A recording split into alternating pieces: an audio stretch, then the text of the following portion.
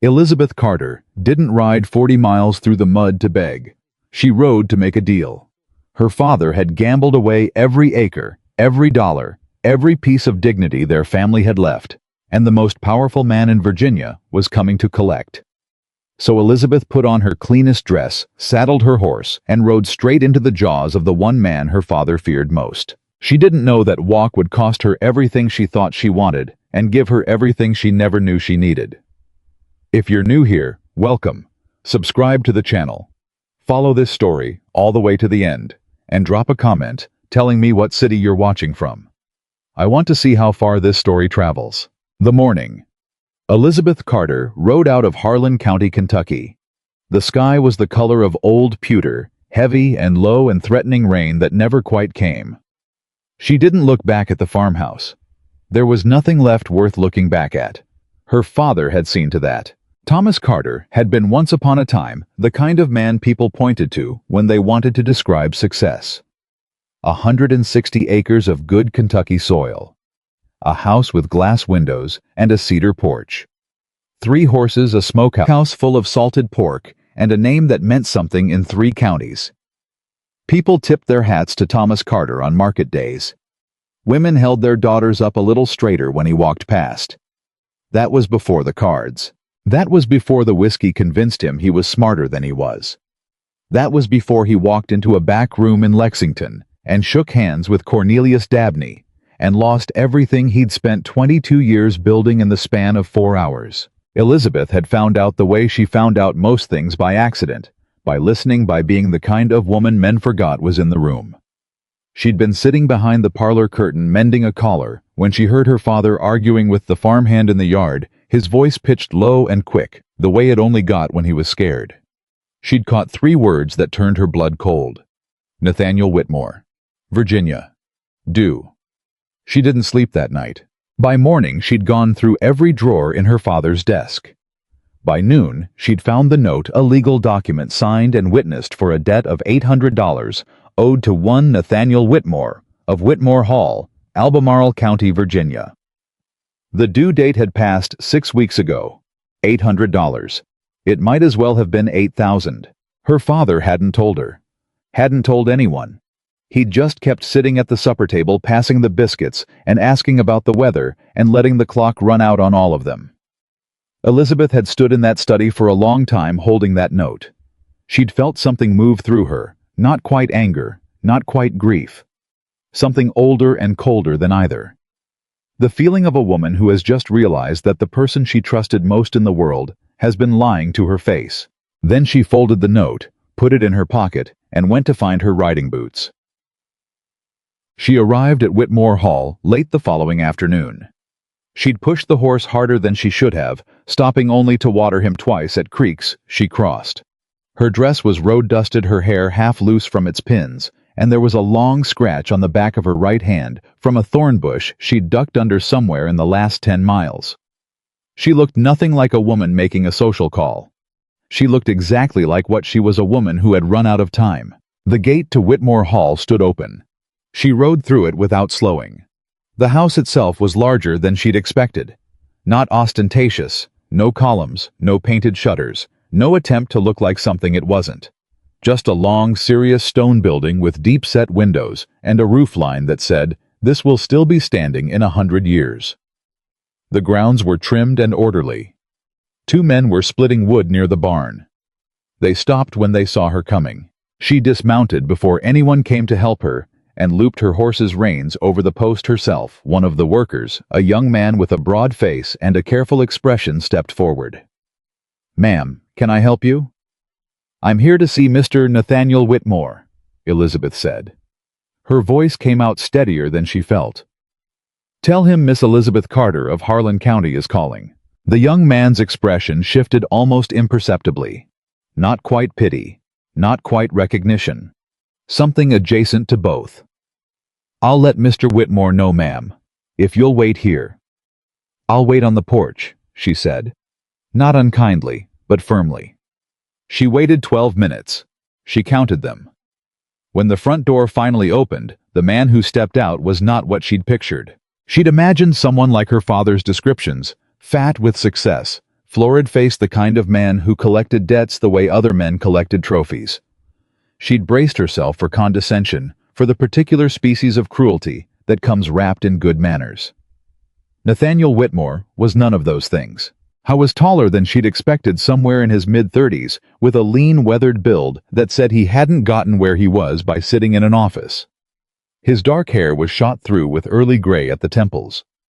There were lines at the corners of his eyes. Not from smiling, she thought, but from years of squinting into the sun and into people's faces and finding both of them difficult to read. He wore no jacket despite the cool afternoon, just a plain linen shirt rolled to the elbows and trousers that had seen real work. He stopped when he saw her. Not the polished stop of a man composing himself. The involuntary stop of a man who has been surprised. "Miss Carter," he said. His voice was quiet. That was the first thing she noticed about it, not deep exactly, but contained. Like a man who had learned a long time ago that volume was not the same thing as authority. "Mr. Whitmore." She didn't curtsy. She met his eyes. "I apologize for arriving unannounced. I need to speak with you about a business matter." Something crossed his face. Not amusement exactly, not contempt. Something more careful than either. "Your father sent you." "My father doesn't know I'm here," she said. That stopped him again. A different kind of stop this time. He held the door open. "Come inside then." He took her to a room that was clearly where actual business got done. No parlor niceties, no decorative furniture. A large desk, a wall of ledgers, two plain chairs positioned across from each other with nothing between them.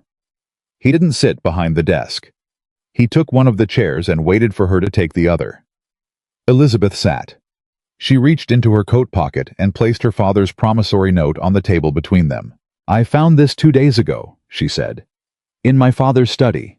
He hadn't told us about the debt. I don't believe he intended to, until the matter became impossible to ignore any further." Nathaniel looked at the note but didn't touch it. "How much does he know about this conversation?" "Nothing." "And your mother?" "My mother passed 4 years ago." She kept her voice flat. "There's only my father and myself, and whatever farmhands we can still afford, which at present is 2. Nathaniel was quiet for a moment. He looked at her with that same careful attention he'd worn since she arrived, the look of a man trying to work out what he was actually dealing with. "You rode from Harlan County," he said. It wasn't quite a question. "Yes." "Alone?" "Yes."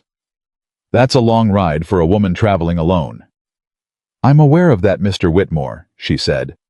"I also didn't have a great deal of time to arrange other options." He almost smiled. The corners of his mouth shifted and then settled back into stillness. "What did you come here to offer me, Miss Carter?" Elizabeth folded her hands in her lap. She had rehearsed this. She'd rehearsed it for 40 miles, spoken the words out loud to her horse, and to the empty road, and to the sky. She'd thought she knew how it would feel to say them. She'd been wrong. "We have 32 acres remaining," she said. "Good land, well watered, with a sound farmhouse, and 2 outbuildings. Based on current land prices in Harlan County, I estimate its fair market value at somewhere between $400 and $450. She paused. "I know that doesn't cover the full debt. I know you have legal standing to pursue my father through the courts, and I know what that process would cost him, not just financially, but in terms of his standing in the county.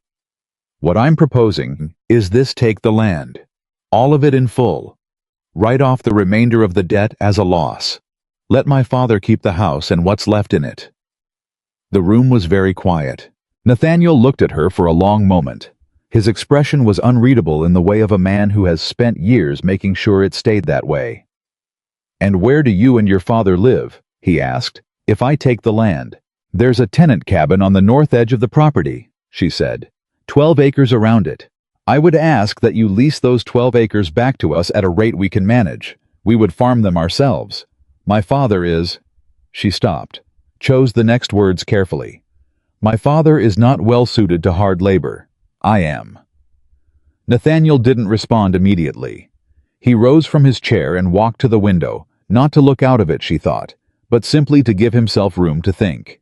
You've done this math yourself, he said. Yes. No lawyer.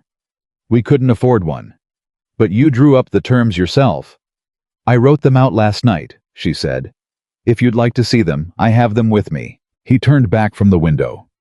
He looked at her, not the way men usually looked at her, assessing her face or her figure or her family name. He looked at her the way he might look at a ledger entry that didn't balance the way he expected. Like a puzzle he was genuinely interested in solving. Miss Carter, he said, your proposal is reasonable. More reasonable, frankly, than most I receive from men twice your age with lawyers standing beside them. He paused. But I'm not going to accept it. Elizabeth felt the floor drop out from under her. She'd prepared for negotiation. She'd prepared for argument. She had not prepared for a flat refusal. Mr. Whitmore. I don't want your 32 acres, he said. His voice was still quiet, still contained. I have more land than I know what to do with. What I don't have. He stopped, seemed to make a decision. What I don't have is time to waste on a solution that doesn't actually solve the problem. Then tell me what would, she said. Her voice came out with more force than she intended. Tell me what you want. He looked at her steadily. I want a wife. The silence that followed was absolute. Elizabeth stared at him. I beg your pardon, she said. A wife, Nathaniel repeated. No apology in his voice, no embarrassment. Just the same contained, careful steadiness. I'm 36 years old. I have an estate that generates considerable income and no one to help me run it. My housekeeper is 63 and has been asking to retire for 2 years. I have business relationships that require a certain... He paused, choosing the word. Social presence that I am not by nature equipped to manage on my own. Elizabeth's hands folded in her lap had gone very still. You're serious. I'm always serious, Miss Carter. It's one of my primary failings. You're asking me to marry you? She said it flatly. Not a question, confirming she'd understood correctly. I'm offering you a contract, he said. I'll discharge your father's debt in full. I'll send a payment to cover the farmhouse's outstanding taxes. I noticed there were some, and I'll arrange a small monthly allowance deposited to an account in your father's name to ensure he's adequately provided for. In return, you'll come to Whitmore Hall as my wife and take on the management of the household and the social obligations that come with this estate. He paused. You'll have your own room, your own household budget, your own authority over the domestic matters of this property. I'm not asking for... He stopped again. Something shifted in his expression for just a moment, something that might have been discomfort. I'm not asking for anything you're not willing to give. This would be a partnership. Nothing more than that, unless you choose otherwise. Elizabeth didn't move. She sat in that plain chair, in that plain room, and she looked at this man who had just turned her entire life into a negotiation, and she felt something she hadn't expected to feel. She felt for the first time since she'd found that note in her father's desk, like she was talking to someone who was being entirely honest with her. She didn't know what to do with that. You don't know me, she said. I know you rode 40 miles alone to negotiate a debt your father should have handled himself, Nathaniel said. I know you calculated land values without a lawyer. I know you drafted legal terms by candlelight. And I know you looked me in the eye when you presented them instead of looking at the floor. He met her gaze directly. I know enough. Elizabeth looked at him for a long moment. What happens if I say no? She asked. Then you ride back to Harlan County, and I file the claim with the county court next week. And my father will face the legal consequences of a debt he took on willingly and failed to repay. There it was, laid out clean and plain as daylight. No cruelty in it, she thought. Just the truth spoken without decoration. You're not giving me much of a choice, she said.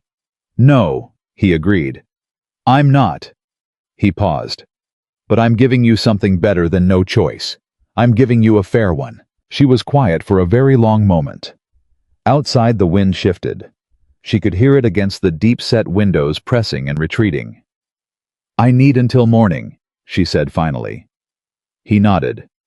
There's a guest room prepared. Mrs. Ames will show you.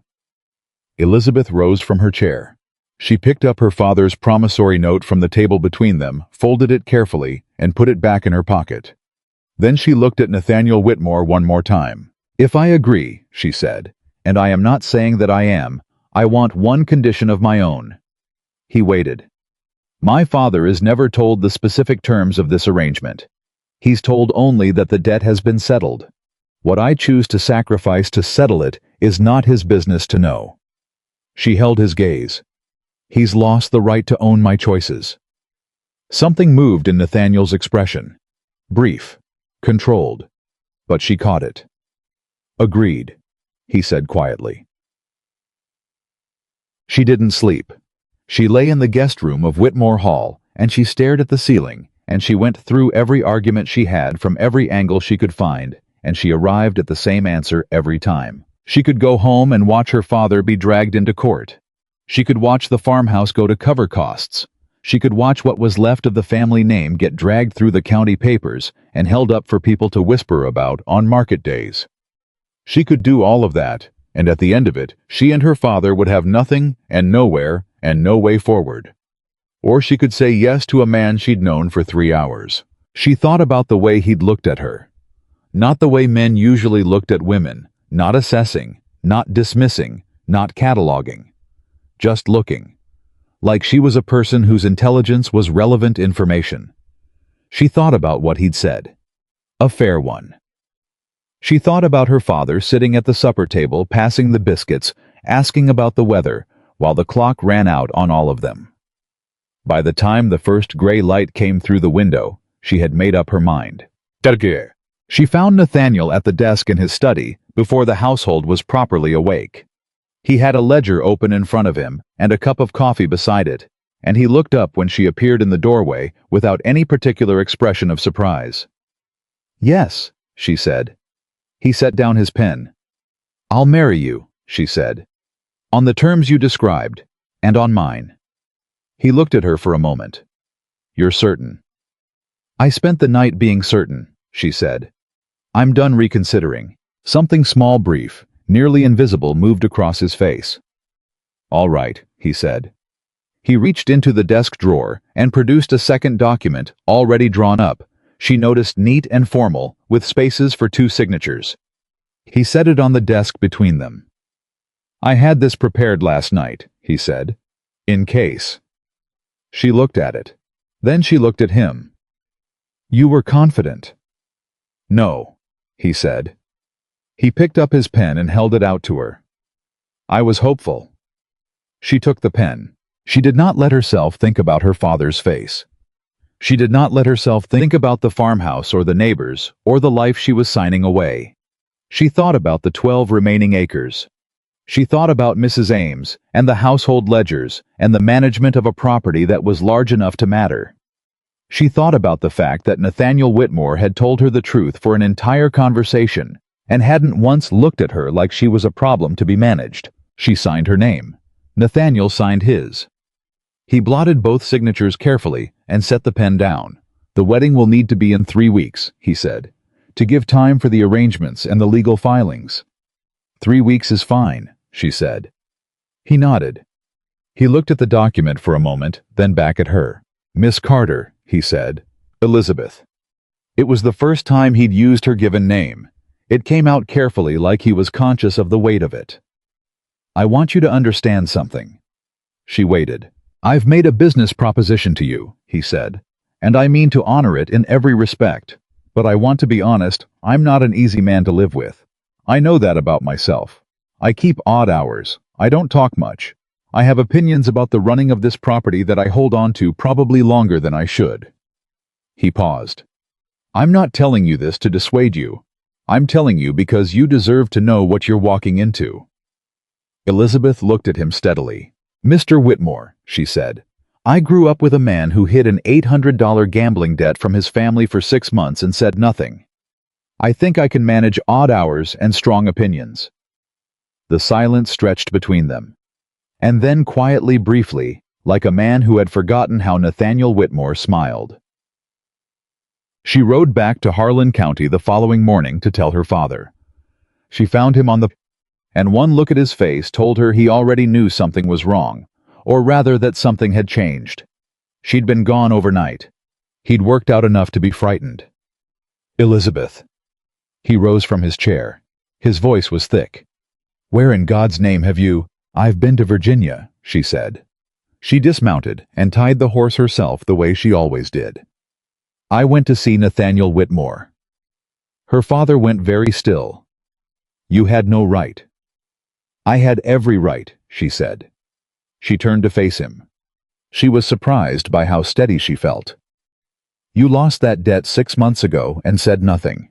You sat at our table and ate our food and let the clock run down and said nothing. You don't get to tell me what I had the right to do." Thomas Carter opened his mouth, closed it.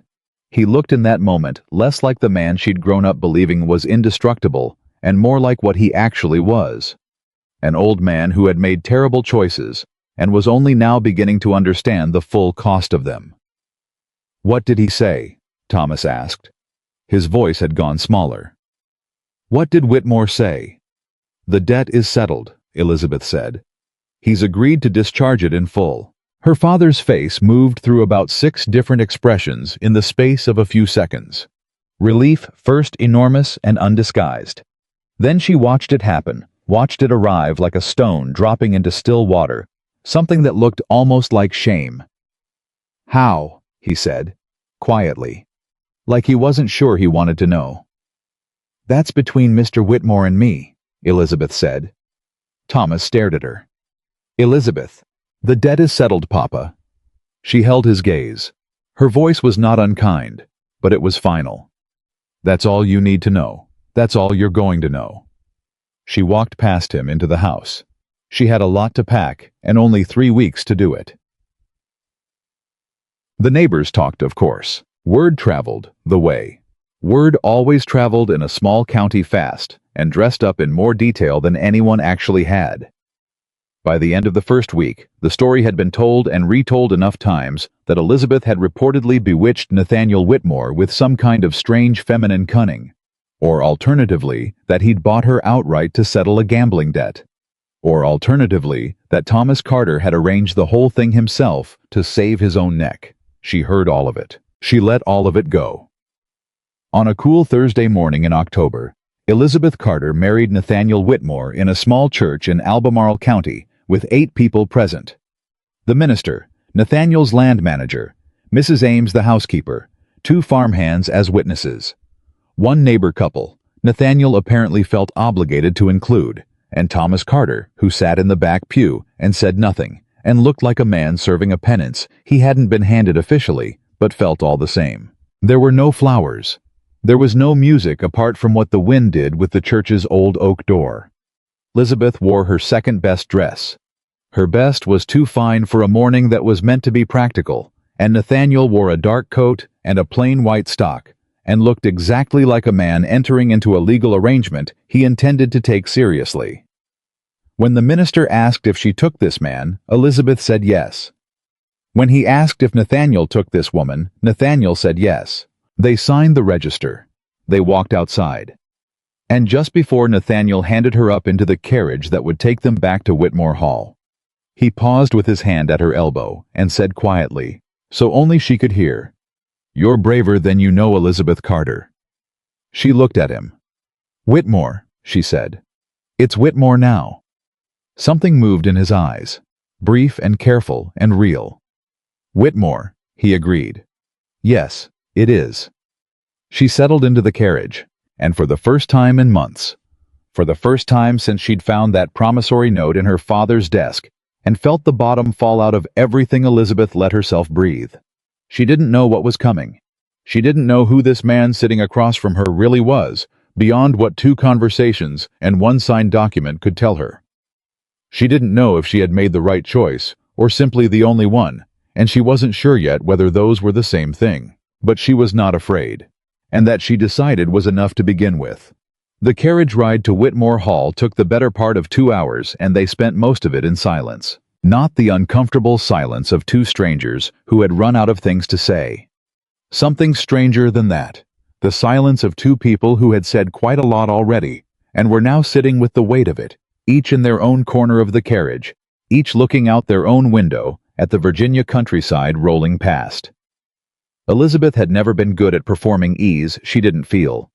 She didn't try now. At some point, maybe 40 minutes into the ride, Nathaniel spoke. "Mrs. Ames will have the east wing prepared for you," he said. "It's quieter than the main corridor. Better light in the mornings." "Thank you," Elizabeth said. Silence again. Then, "The household accounts are kept in the study. I'll give you access to them at the end of the week once you've had time to settle." Elizabeth turned from the window to look at him. "I'd prefer to have access now," she said. "If that's agreeable." He looked at her. Something in his expression adjusted, not surprise exactly, but a recalibration. Like a man updating his estimate of something. "Today," he said. "I've been thinking about the 12 acres we passed near the east boundary," she said. "The drainage looks wrong for that soil. I want to check the accounts and see what's been spent on it in the last 2 years. A pause. "You noticed that from the carriage," he said. "I grew up on farming land, Mr. Whitmore." "Nathaniel," he said. "We're married." She looked at him steadily. "Nathaniel," she said. It came out more naturally than she expected. He gave her the ledgers that evening. She was up before dawn the next morning. She found the accounts in worse shape than she'd suspected, not disastrously, so not the wreckage her father had left behind, but inefficient in the way of a property that had been managed by people who were competent at following orders and had no particular incentive to do more than that. There were places where money was leaking out in slow, steady drips that individually looked like nothing and collectively added up to a substantial loss over 3 years. She made notes. She made columns. She cross-referenced the planting records against the income records and found a gap she didn't like. She was still at the desk when Nathaniel came down at 6 in the morning and found her there with 3 ledgers open simultaneously and a 4th balanced on her knee. He stopped in the doorway. "You slept," he said. "4 hours," she said without looking up. "I'll manage. Nathaniel, who handles the accounts for the Southfield grain storage." A pause. "Harkins. He's been the land manager for 6 years. Has anyone verified his tallies against the actual stored volume in the last 2 years?" Another pause. Longer this time. "No," Nathaniel said. "Come look at this," she said. He came and looked. What she showed him was not dramatic on its face. A series of small discrepancies between what Harkins had recorded as stored and what the purchasing records implied should have been stored. Each one individually explainable. All of them together forming a pattern that pointed in one clear direction. Nathaniel was quiet for a long time. "You found this in one night," he said. "It wasn't hidden," she said. "It just required looking." He picked up one of the ledgers. Set it down. Picked up another. His jaw was set. She recognized the expression, not anger exactly, but the controlled interior kind of fury of a man who prided himself on knowing what was happening on his own land and had just discovered he didn't. "I'll speak to Harkins today," he said. "I'd like to be present when you do," Elizabeth said. He looked at her. "I found it," she said simply. "I should hear his explanation." A moment. "All right," Nathaniel said. Harkins came in at 9 o'clock, hat in hand, the practiced ease of a man who'd been doing this long enough to feel comfortable, and the meeting started pleasantly enough. "Good morning, Mr. Whitmore. How are things settling in with the new missus?" And then Nathaniel set the ledger down on the desk between them, opened to the page Elizabeth had marked, and said quietly, "Explain this." Harkins explained. How was good at it. Elizabeth gave him that. His explanation was smooth and plausible, and built from just enough real detail to sound convincing to someone who hadn't already done the math. He talked about spoilage rates, an early distribution, and a particularly bad stretch of weather 2 summers past that had affected storage conditions. Elizabeth listened to all of it without saying a word. Then when he was done, she said, "The spoilage rate you're citing for the summer of 1814 is 14%. Harkins looked at her for the first time. He had the eyes of a man recalculating. "That's right, ma'am. The regional agricultural record for Albemarle County that year documents an average spoilage rate of 6%, Elizabeth said. There was no significant weather event that summer." I checked this morning against your own weather log, which you keep on the shelf behind you. She paused. Try again. The silence in that room was remarkable. Harkins tried to hold her gaze. He didn't manage it for long. Nathaniel said nothing. He just watched. What followed was not the dramatic unraveling Elizabeth had anticipated. It was smaller than that, and somehow worse, the slow incremental deflation of a man who'd been running a comfortable scheme and had simply never anticipated someone sitting down and actually looking. The explanations got thinner. The pauses got longer. And finally Harkins stopped talking altogether and looked at the desk. How long? Nathaniel said. Harkins was quiet. How long? Nathaniel said again. Same tone, same quiet, absolute. 3 years, Harkins said. Near about. Nathaniel stood. He wasn't a man who raised his voice. He didn't raise it now. But something in the room changed when he rose from that chair. The temperature of the air, the pressure of it. You'll have until the end of the day to clear your things, Nathaniel said. I'll be preparing documentation for the county office. Whether that documentation includes a formal complaint is something I haven't decided yet. Harkins stood. He didn't look at Elizabeth again. He should have. She was the one who'd caught him. But men like Harkins' Elizabeth had learned never looked at the woman who had bested them. It seemed to hurt something in them that they couldn't name. He left. Nathaniel remained standing for a moment. Then he turned to Elizabeth.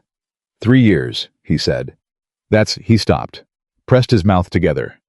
I can calculate the approximate total if you'd like, Elizabeth said. It'll take me a few hours to get it precise, but I can give you an estimate by this afternoon. He looked at her. For just a moment, the careful control on his face slipped not into anger, but into something more unguarded than she'd seen from him yet. Something that looked briefly like relief. Yes, he said. Please. The household settled into its rhythms around her in those first weeks, and Elizabeth settled into it the way she'd learned to settle into most things, by watching first, then by acting. She didn't make sweeping changes. She didn't announce herself. She went room by room and account by account and conversation by conversation. And she listened more than she spoke. And by the end of the 3rd week, she had a clear picture of what Whitmore Hall was, what it could be, and where the gaps were between those two things. Mrs. Ames watched her with an expression that was almost maternal and almost suspicious, and kept shifting between the two. She was a small woman, stout and brisk, with a housekeeper's instinct for territory. Elizabeth respected that instinct and worked around it carefully. You don't have to approve of me, Mrs. Ames, Elizabeth said one afternoon in the kitchen without preamble. Mrs. Ames, who had been pretending to review the linen inventory, set it down. I beg your pardon, ma'am. I'm not asking you to like this arrangement, Elizabeth said. I know it's unusual. I know I came here quickly and with very little by way of introduction. What I am asking is that we find a way to work together that doesn't require either of us to pretend. She met the older woman's eyes. I need to understand how this household runs before I make any changes to it. I'd rather learn from you than make mistakes. Mrs. Ames looked at her for a long assessing moment. You're not what I expected, she said finally. I know, Elizabeth said. What did you expect? Honestly, ma'am, something ornamental. She paused. Something Mr. Whitmore could set on a shelf. Elizabeth looked at her steadily. I don't sit still well enough for shelves. Mrs. Ames made a sound that was very nearly a laugh. It seemed to surprise her. No, she said. I can see that. After that, they got along. Nathaniel, for his part, was exactly what he'd warned her he would be. He kept odd hours, sometimes gone before she was up, sometimes still in the study when she went to bed. He ate meals with a focused efficiency that suggested food was fuel rather than pleasure. He had opinions about the running of the property that he held with a quiet stubbornness she recognized because she had it too, and she imagined they'd eventually run up against each other on it in some real way. What she hadn't expected was the quality of his silences. Most men she'd known filled quiet spaces with noise, commentary, opinion. The endless low-grade noise of a man asserting his presence in a room. Nathaniel didn't do that. He was silent, the way a room was silent after something important had just happened in it. A silence with texture, with weight. She found unexpectedly that she could work alongside it without friction. The evenings were when they talked. It started by accident. The third night she'd been in the study after supper, cross-referencing the corrected grain accounts when Nathaniel came in for a document. He'd glanced at what she was doing, said something brief about the numbers she'd responded, and somehow 45 minutes had passed before either of them noticed. After that, the evening conversations became a thing that happened without either of them formally deciding it would. They talked about the property mostly. The drainage problem she'd spotted from the carriage turned out to be exactly what she'd thought, a badly designed culvert from 15 years back that was redirecting water onto productive soil. She had a solution. He had objections to the solution. She addressed the objections. He raised new ones. She addressed those too. One night after they'd been at it for the better part of an hour, Nathaniel set down his pen and said, "Where did you learn to think this way?" Elizabeth looked up. "What way?" "Systematically," he said. "Like all the variables at once. Most people approach a problem from one direction. You come at it from all sides simultaneously." She was quiet for a moment. "My mother," she said. "She was the one who actually ran our farm. My father was the face of it. She was the mind." She paused. "She died before I was old enough to tell her I'd noticed." Nathaniel was quiet too. "My father was in the war," he said. "The first one. I was 12 when he left, and 15 when he came back, and the man who came back wasn't the same man who left." He picked up his pen, set it down again. "He taught me that the only reliable thing is land. Land doesn't change allegiances. Land doesn't come home different." "Is that why you bought so much of it?" Elizabeth said. He looked at her. It was a direct question. She'd been direct with him from the beginning. She had no real capacity for the kind of soft circling conversation women were supposed to have with men. They didn't fully know yet, and he'd responded to it with a directness of his own that she was starting to find more valuable than she'd expected.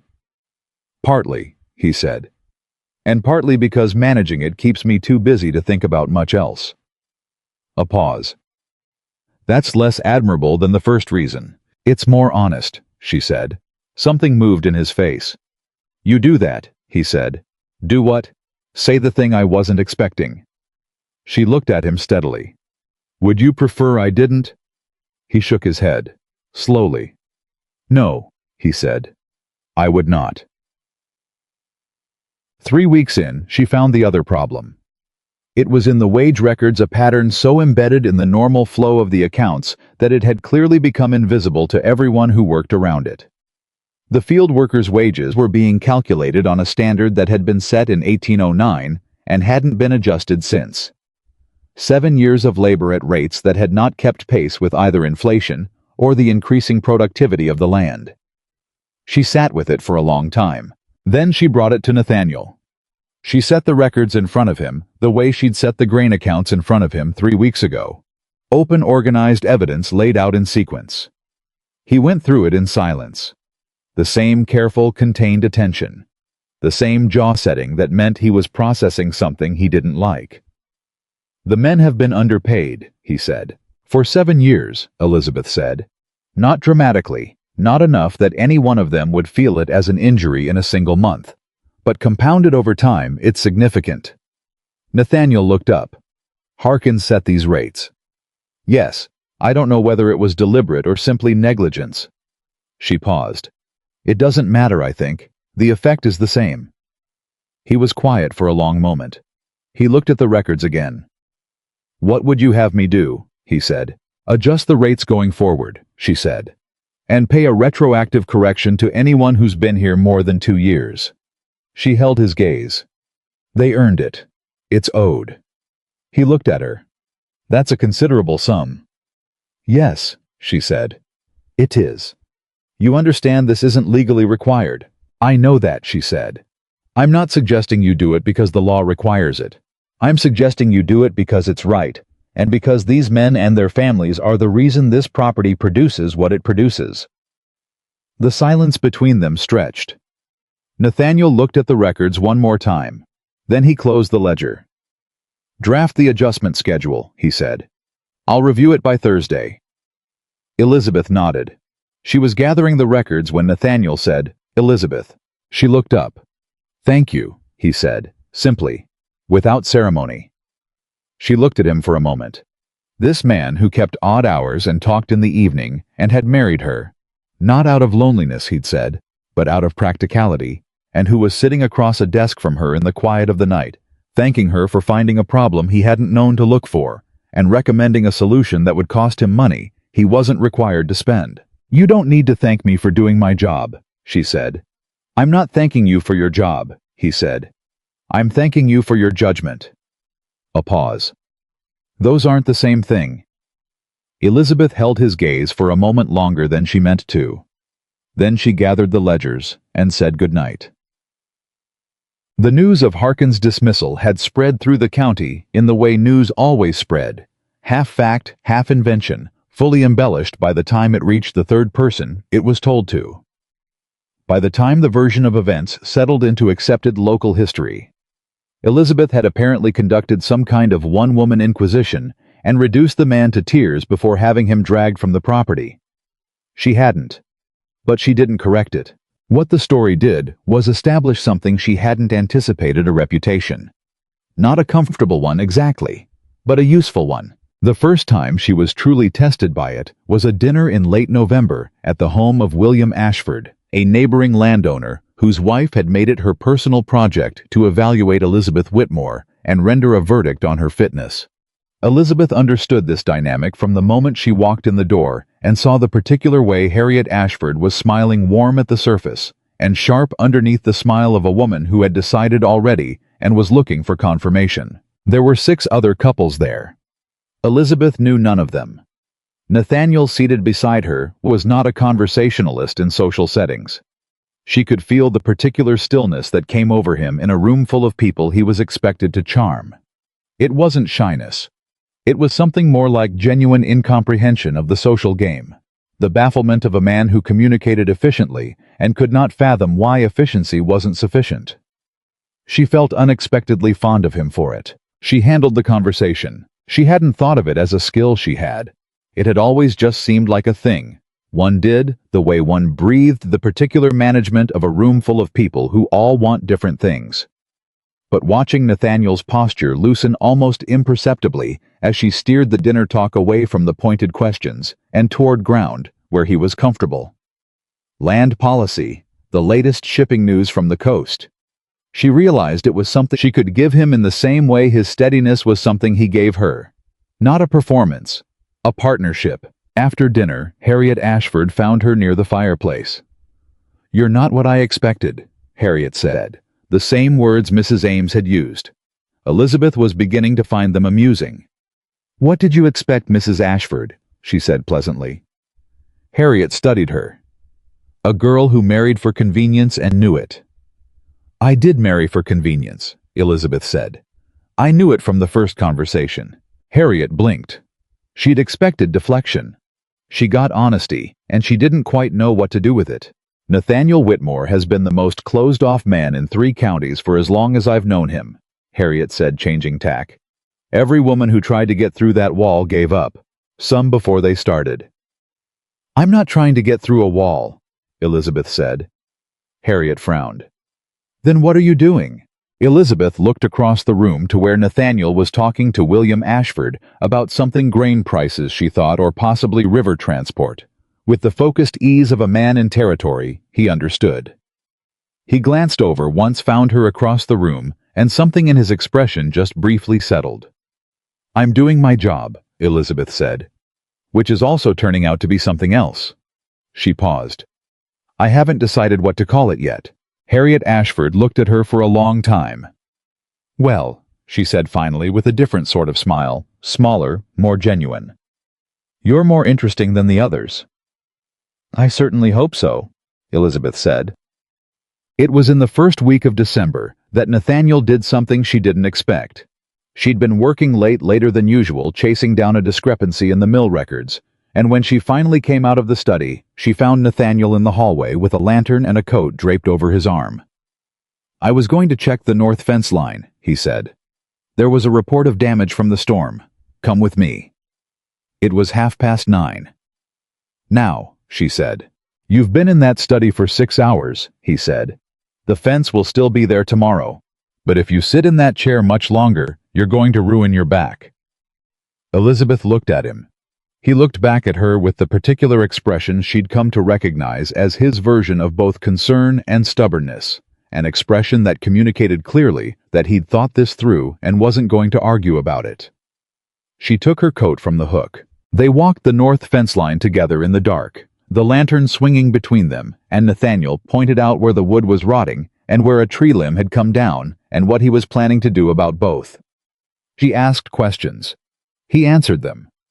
At some point, the conversation moved from the fence to the property's long-term plans, and from there somehow to his time in the War of 1812, which he mentioned once, and then seemed surprised to have mentioned.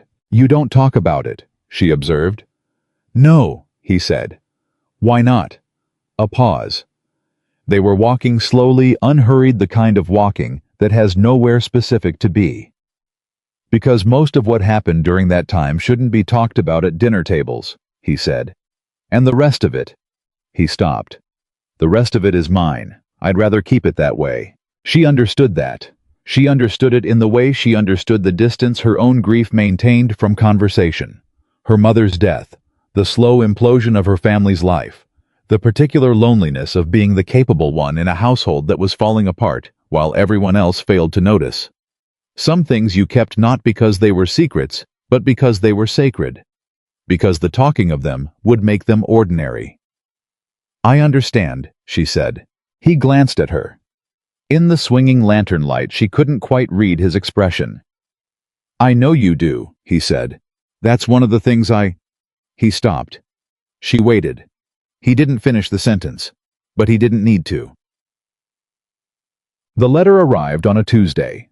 It was from Thomas Carter, addressed to Elizabeth in her father's cramped, familiar handwriting, and it arrived on a morning when she was in the middle of drafting the new wage schedules and had not thought of her father in 2 weeks.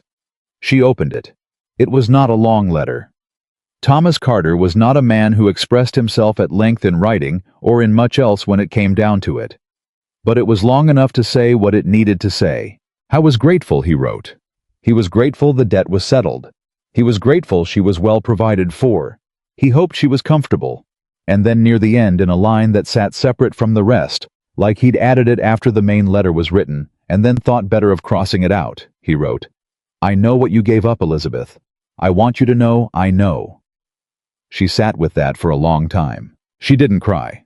She'd done her crying about Thomas Carter a long time ago in private in the small hours, and she'd made a kind of peace with who her father was and wasn't. But the line landed somewhere in her she hadn't expected, not because it was enough, but because it was more than she'd thought he'd ever manage. She was still sitting with the letter when Nathaniel came in. He took one look at her face and stopped. What happened? He said. She held out the letter. He read it. He was quiet for a moment. Then he set it on the desk. Are you all right? He said. Not the way people asked when they wanted you to say yes. The way a person asked when they actually wanted to know. I'm not sure, she said honestly. I think I might be. She paused. I think I'm more all right than I expected to be. Nathaniel sat down across from her. He didn't say anything more. He just stayed. He picked up the document he'd come in for and began reading it there in the same room in the quiet. Elizabeth looked at him. This man who kept hours and didn't make speeches and had sat down beside her. Not because he knew what to say, but because he understood that sometimes what a person needed was simply not to be alone in the room. She picked up her pen. She went back to the wage schedules, and something shifted very quietly inside her. Something she hadn't been looking for. Something she hadn't made room for something that arrived anyway, the way real things tend to, without announcement, without ceremony, without giving her any kind of warning at all. She didn't have a name for it yet. She wasn't ready to give it one, but she felt it sitting there in the room alongside both of them, patient and ordinary and real, and she thought for the first time since she'd signed her name on that document in Nathaniel's study that maybe the life she'd walked into was not the end of something after all. Maybe it was the beginning of something she hadn't known how to want yet. She kept writing. So did he. The fire in the grate burned down slowly, and neither of them moved to leave. The shift happened, the way most real things happened, not all at once, but in increments so small you didn't notice them until you looked back and realized you were somewhere entirely different from where you'd started. January came in cold and hard, and with it came the kind of work that didn't pause for weather or sentiment. Elizabeth had settled into the rhythms of Whitmore Hall with the same systematic attention she brought to everything. Learning the land manager. Nathaniel had brought in to replace Harkins a younger man named Silas Crawford, who was methodical and honest and slightly intimidated by her, which she found workable. Learning the suppliers, the tenants, the seasonal patterns of a Virginia estate that operated on a scale she hadn't managed before, but understood in principle because the principles didn't change with the acreage. What she hadn't anticipated learning was Nathaniel, not in the way she'd learned the accounts or the wage schedules. In the quieter, less quantifiable way of a woman who keeps finding herself in a room with a man and noticing things she hadn't cataloged yet. The way he drank his standing up, always like sitting down to drink it, would constitute an indulgence. The way he argued directly without maneuvering, and when he was wrong, he said so with the same directness and no performance of regret. The way he looked at the land. Not with ownership, with something closer to obligation, like he felt answerable to it. She noticed all of it and put none of it into words because naming things made them real, and she wasn't ready for this particular thing to be real yet. Then February arrived, and Thomas Carter came with it, and nothing was quiet after that. She heard the horse first. One horse coming up the approach at a pace that said urgency without quite saying emergency. She was in the kitchen with Mrs. Ames going over the week's supply order when the sound reached her and something in her chest tightened before she even got to the window. She knew. The way a person knows a specific kind of bad news before it arrives because they've been half expecting it and half dreading it in equal measure for months. She was at the front door before the knock came. Thomas Carter looked older than she remembered. 2 months and he'd aged 2 years. The kind of aging that happens when a man loses the comfortable weight of delusion he's been carrying so long he forgot it wasn't real. He stood on the porch of Whitmore Hall with his hat in his hands and his coat dusty from the road, and he looked at his daughter with an expression she'd never seen on his face before. He looked ashamed, which was why for one unguarded moment she felt something that was almost tenderness toward him. Then he opened his mouth. "I need to talk to you," he said. "Inside if you'll have me." She stepped back from the door. "Come in." She took him to the small sitting room off the entry. Not the study, not anywhere Nathaniel worked, and she closed the door. Her father sat. She remained standing. Old habit from every conversation she'd had with him, where she'd needed to feel like she had some control of the room. "How are you, Papa?" she said. "Not well," he said. And then because Thomas Carter had never been a man who built toward things when he could walk straight into them, "I need money, Elizabeth." She heard it land in the quiet of that room and felt something go very still inside her. "What kind of money?" she said. $120, he said.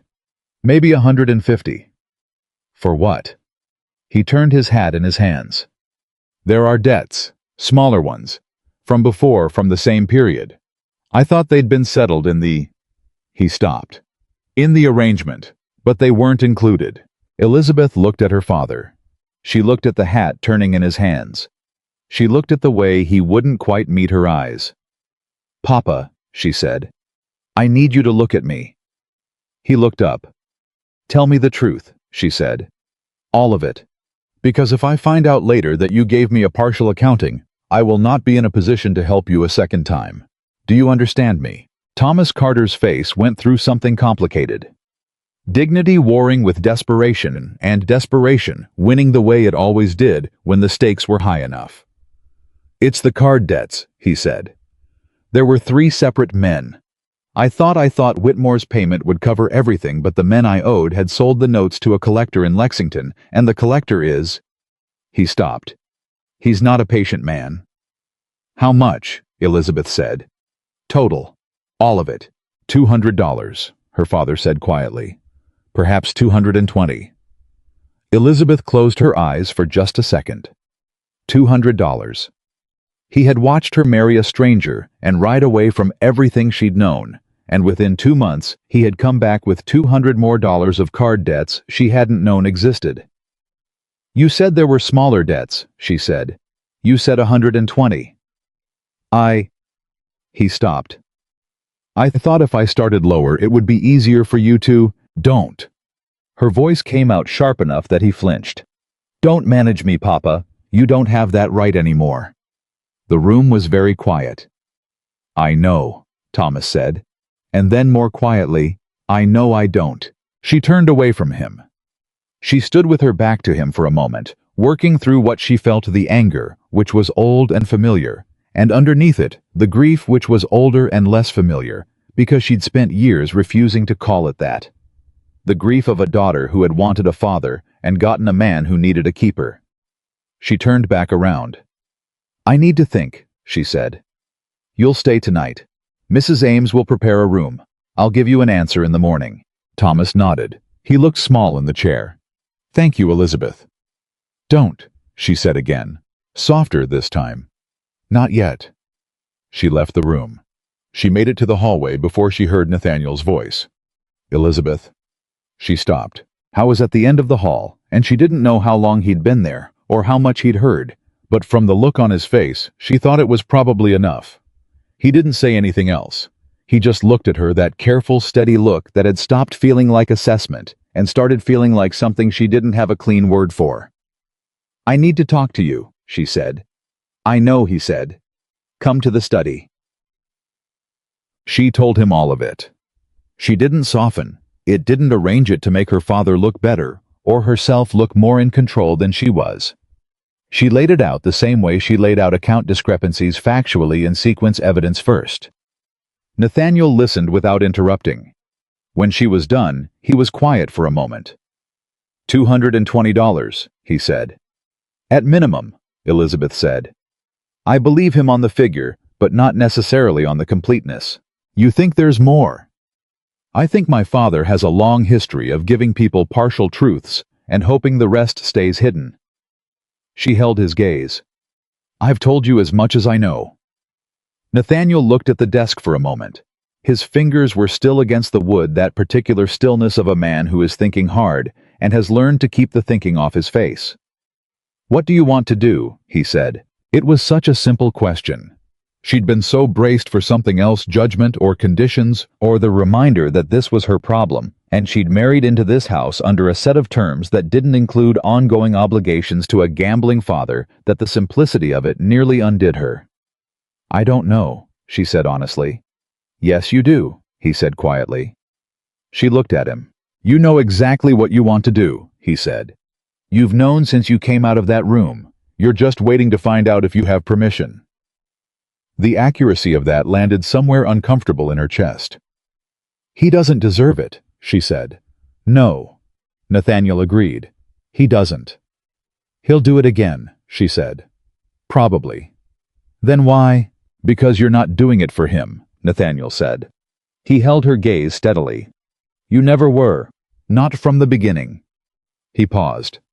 "You did it because you are the kind of person who carries what other people drop, and you have been doing it for so long that you've stopped asking whether the weight is fair." Elizabeth stared at him. He looked almost surprised at himself, like the sentence had come out further than he'd intended to let it go.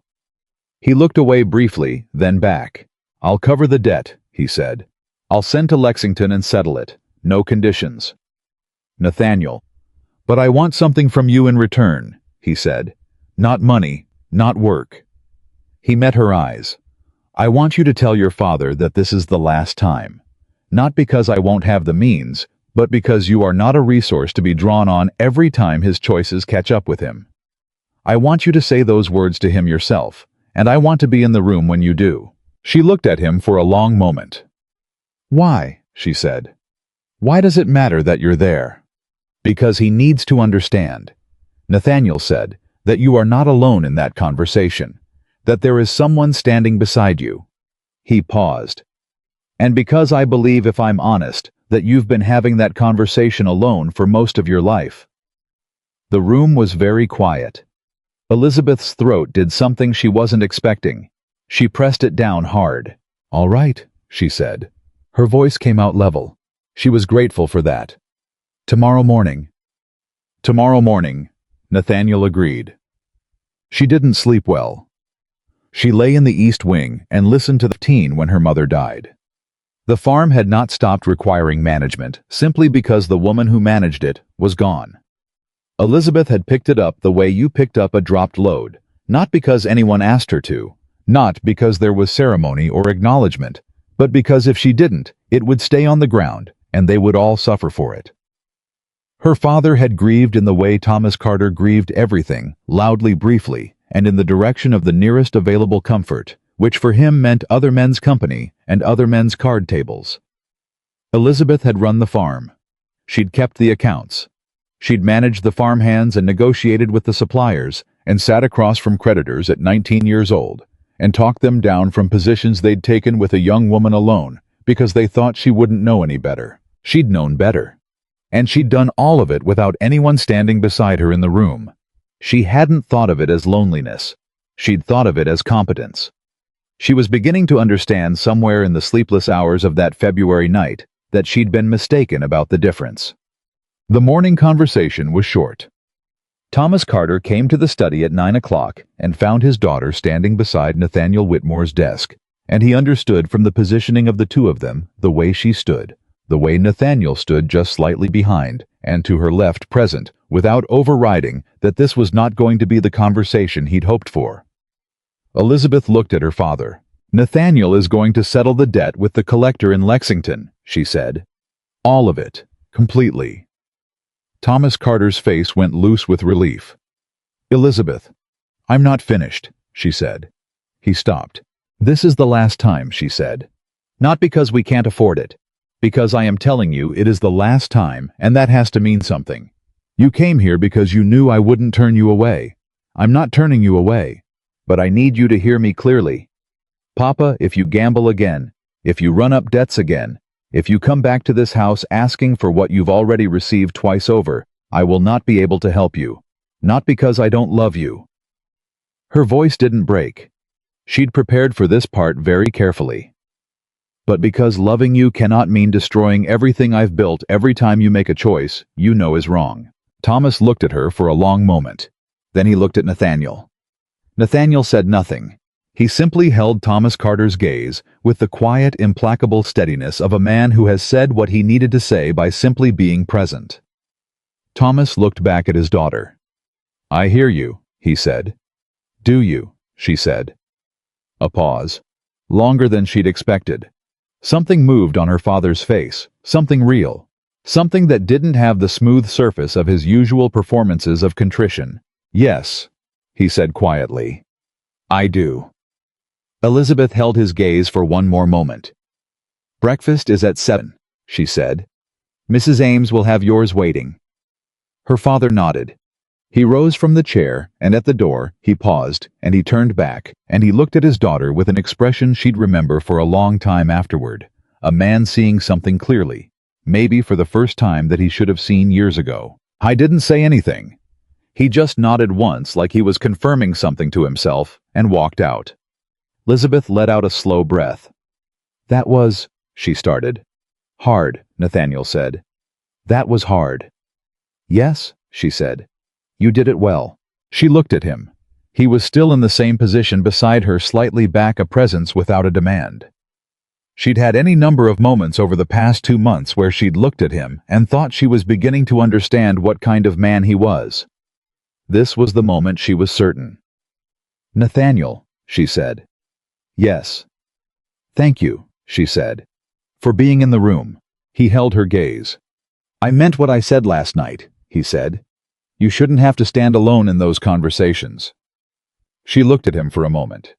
Something she'd been holding carefully at a careful distance in a careful part of herself she'd designated as not yet that thing moved, unmistakably. She looked away first. "I have the Crawford contracts to review this afternoon," she said. "I know," he said. "I'll join you at 3. She nodded and left the study, and she walked down the hall with her heart doing something she hadn't given it permission to do, and she thought not yet. Not yet. You don't know enough yet. She was wrong about that, she would later realize. She knew quite enough. She just wasn't ready to admit it. Thomas Carter left 2 days later. He was quieter than he'd arrived, not a comfortable quiet, not the quiet of a man at peace, but the quiet of a man who had looked at something he'd rather not have seen and was now carrying the sight of it. Elizabeth walked him to his horse. He mounted. He gathered the reins. "Elizabeth," he said. She looked up at him. "He looks at you," her father said, like it was information, like he was reporting something he'd observed that had surprised him. "Papa, I mean it as a good thing," Thomas said. "I want you to know I mean it as a good thing." He paused. "I didn't when I was your age, I didn't understand what that meant. A man who actually looks." He met her eyes briefly, then looked away toward the road. "Your mother deserved better than I gave her. I know that. I've always known it." A pause.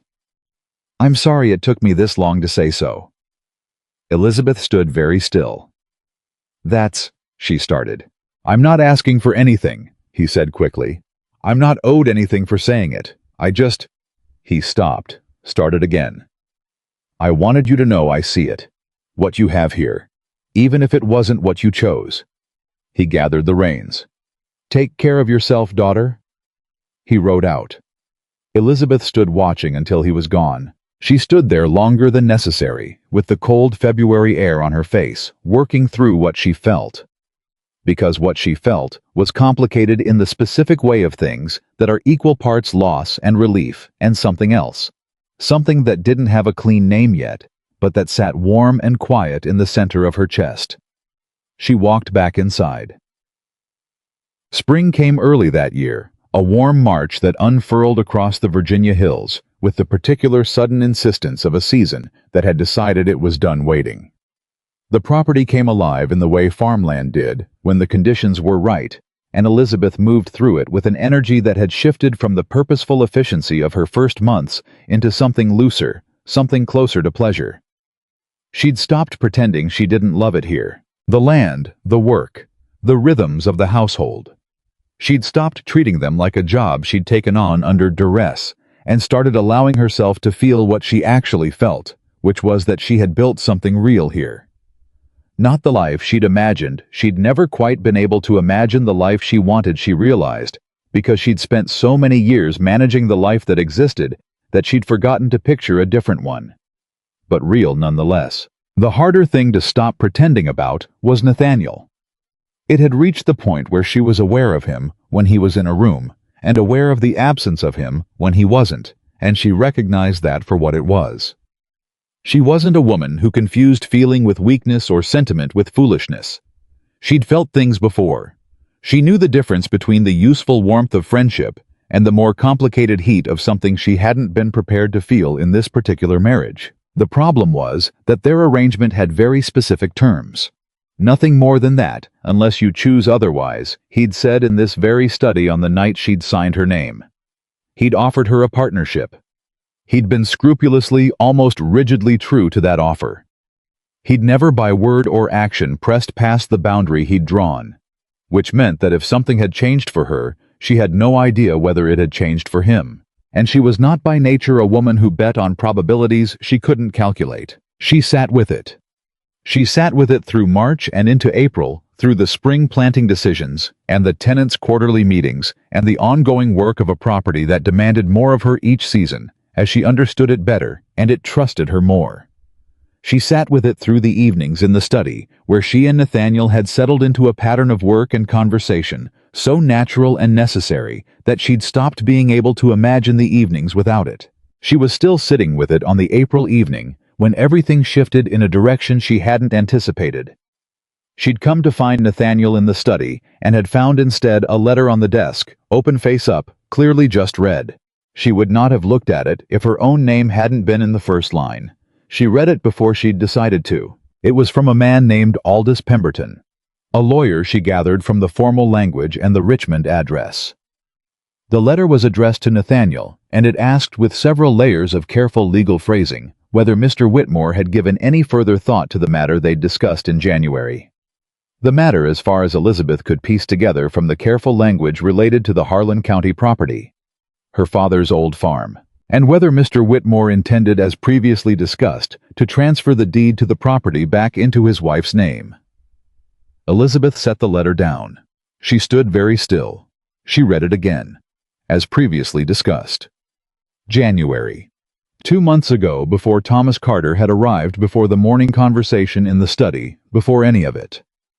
Nathaniel had been arranging in January to return her father's farm to her, quietly, without telling her. She heard Nathaniel's boots on the floorboards behind her. She turned. He saw the letter in her hand and the expression on her face, and he stopped walking. "Elizabeth," he said. "This is from January," she said. He said nothing.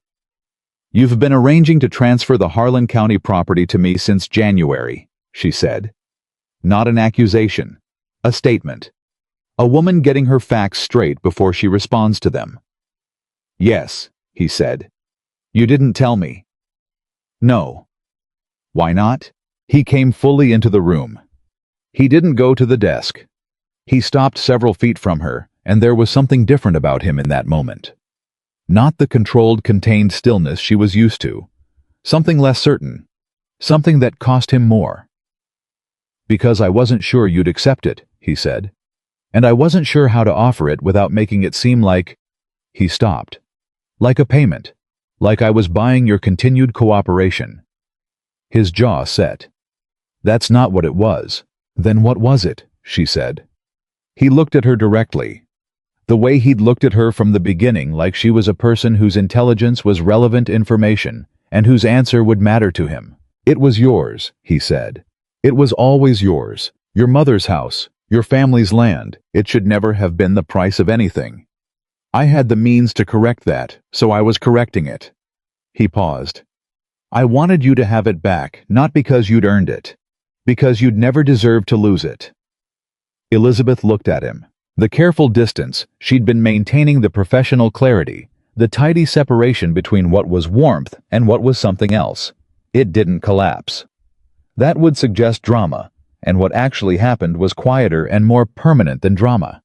It simply stopped making sense. The reason for the distance ceased to exist, and the distance ceased with it. "Nathaniel," she said. "I know the terms of our arrangement," he said quickly, like he was bracing for something. I want you to understand that I'm not asking for anything to change. I'm not placing conditions on the property transfer. It has nothing to do with—" "Nathaniel," she said again. He stopped. She crossed the room. She stood in front of him close enough that she could see the particular tension in his jaw and the way he was holding himself very carefully. A man on the edge of something he wasn't allowing himself to name. "You told me the first night," she said, "that you were hopeful." A pause. "Yes," he said. "Are you still?" she said. He looked at her. A long, careful look, and then underneath all of it, something real surfaced. Something that had been there for months, she thought. Something that had been growing in the evenings in the study, and along the north fence line in the dark, and in every conversation where he'd told her the truth, and she'd given it back to him. "Yes," he said, quietly, without decoration. "I am still." She reached up and placed her hand against his jaw, the simplest, most direct thing she could think of, and she felt him go very still under her touch, the stillness of a man trying not to move for fear of breaking something. "Then stop being careful," she said.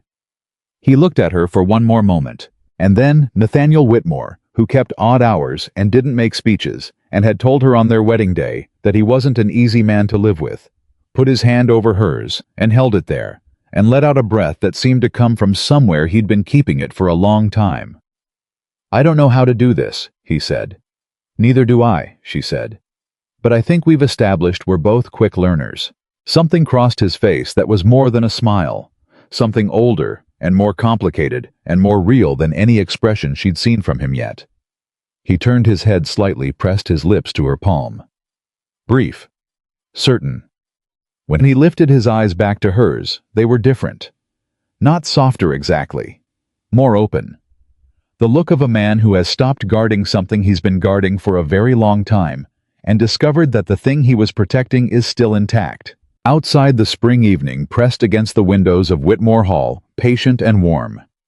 Inside, in the study, with its ledgers and its two plain chairs, and the particular quality of silence that had accumulated over months of evenings shared between them. Something that had been building since a Tuesday in October, when a woman rode 40 miles in a dusty dress to make an honest deal with a man she didn't know. Something settled finally into what it had always been heading toward. Not the end of something, not a resolution. The particular quiet, irrevocable beginning of choosing each other.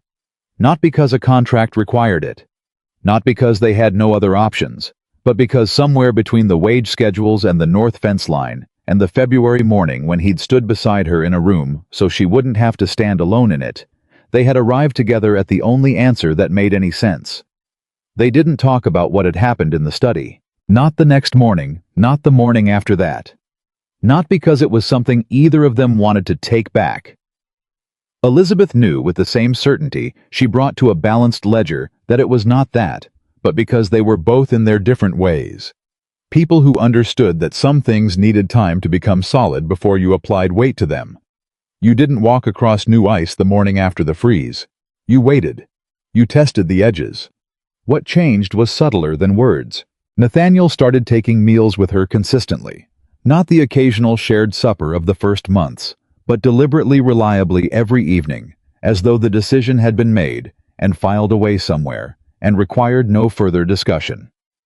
He started telling her things. Small things at first, observations about the property, an opinion about a supplier, something Crawford had said that morning, then larger things. A memory from the war he'd mentioned once and pulled back from. What the farm had looked like when his father handed it to him 20 years old and utterly unequipped, and how long it had taken him to stop feeling like an imposter in his own land. Elizabeth listened. She told him things back. The way her mother had taught her to calculate yield rates with a stick in the dirt before she was 12. The particular loneliness of being good at something no one around you had thought to value. The 3 years she'd spent convinced she was managing fine, and the February night in Nathaniel's study, when she'd realized that managing fine and actually living were not the same thing at all. He reached across the desk one evening and put his hand over hers, without preamble, the way she'd touched his face the week before, simply directly, like it was information they were exchanging, and she turned her hand over and held his, and neither of them made anything of it beyond what it was, which was real, chosen. Theirs.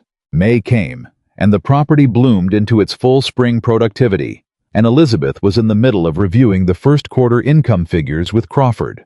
One Tuesday morning, when Mrs. Ames appeared in the doorway of the study, with an expression Elizabeth had learned to recognize as the particular compression of a woman delivering news she doesn't want to deliver. "There's a man at the gate," Mrs. Ames said. Elizabeth looked up. "What man?" "Says his name is Aldous Whitmore," Mrs. Ames said.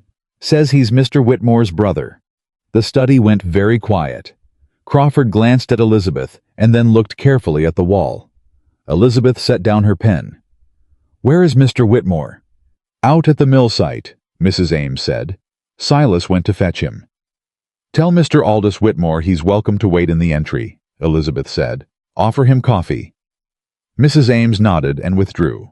Crawford gathered his papers with the practiced efficiency of a man who understood when it was time to be somewhere else. "I'll finish the review this afternoon, ma'am." "Thank you, Silas," she said. She sat for a moment after he left. She pressed her hands flat on the desk and thought about what she knew, which was not much. Nathaniel had mentioned a brother once briefly in the context of the property's inheritance, and his tone had been the particular careful flatness he used when discussing things he'd made peace with, but didn't enjoy. He had not elaborated, and she had not pressed. She rose and went to meet him. Aldous Whitmore was nothing like his brother. How was younger by some years, late 20s, she guessed with an easy assembled charm that announced itself the moment he stood and turned to greet her. He was handsome in the way of men who are aware of it.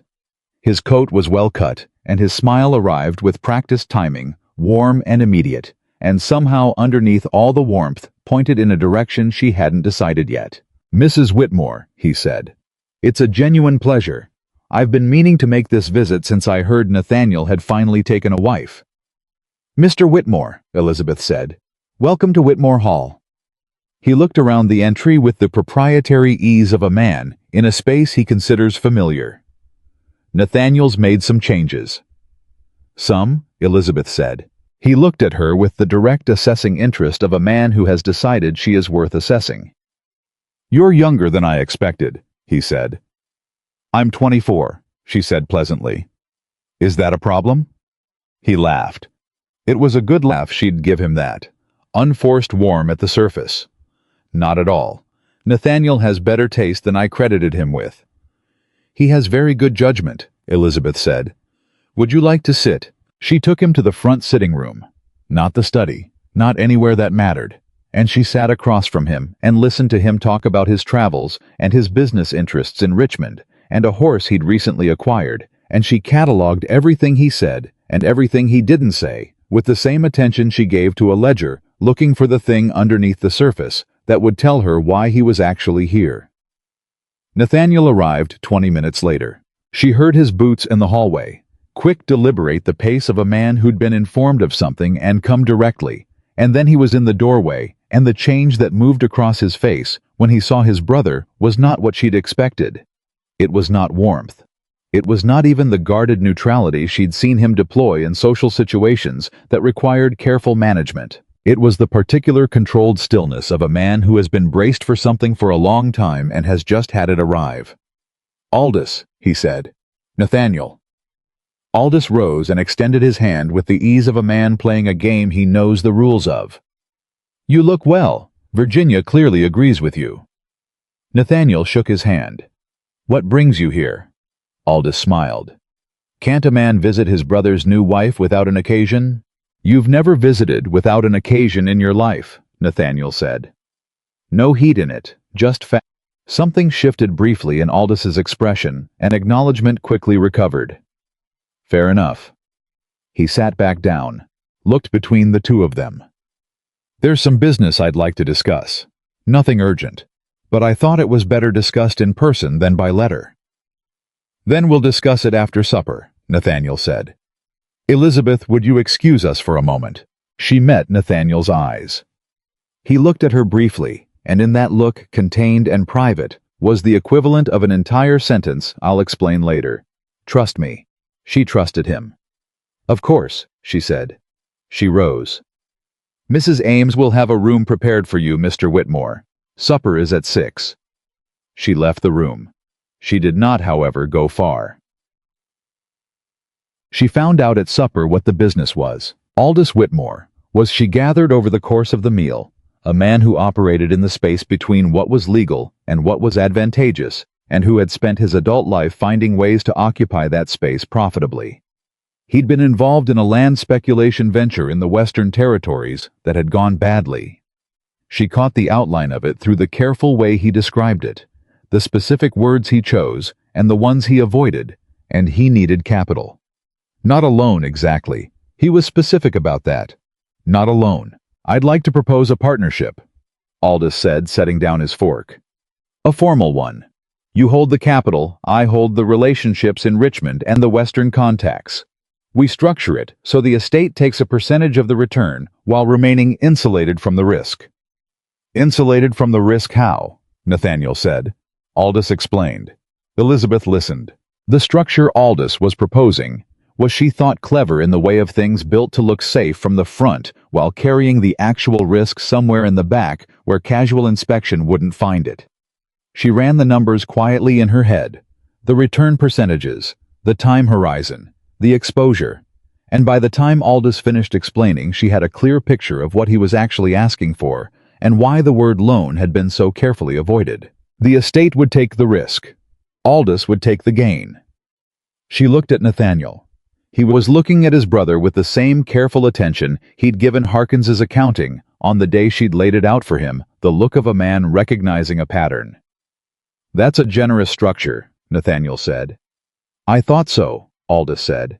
"For you," Nathaniel said. A beat of silence. Aldous smiled.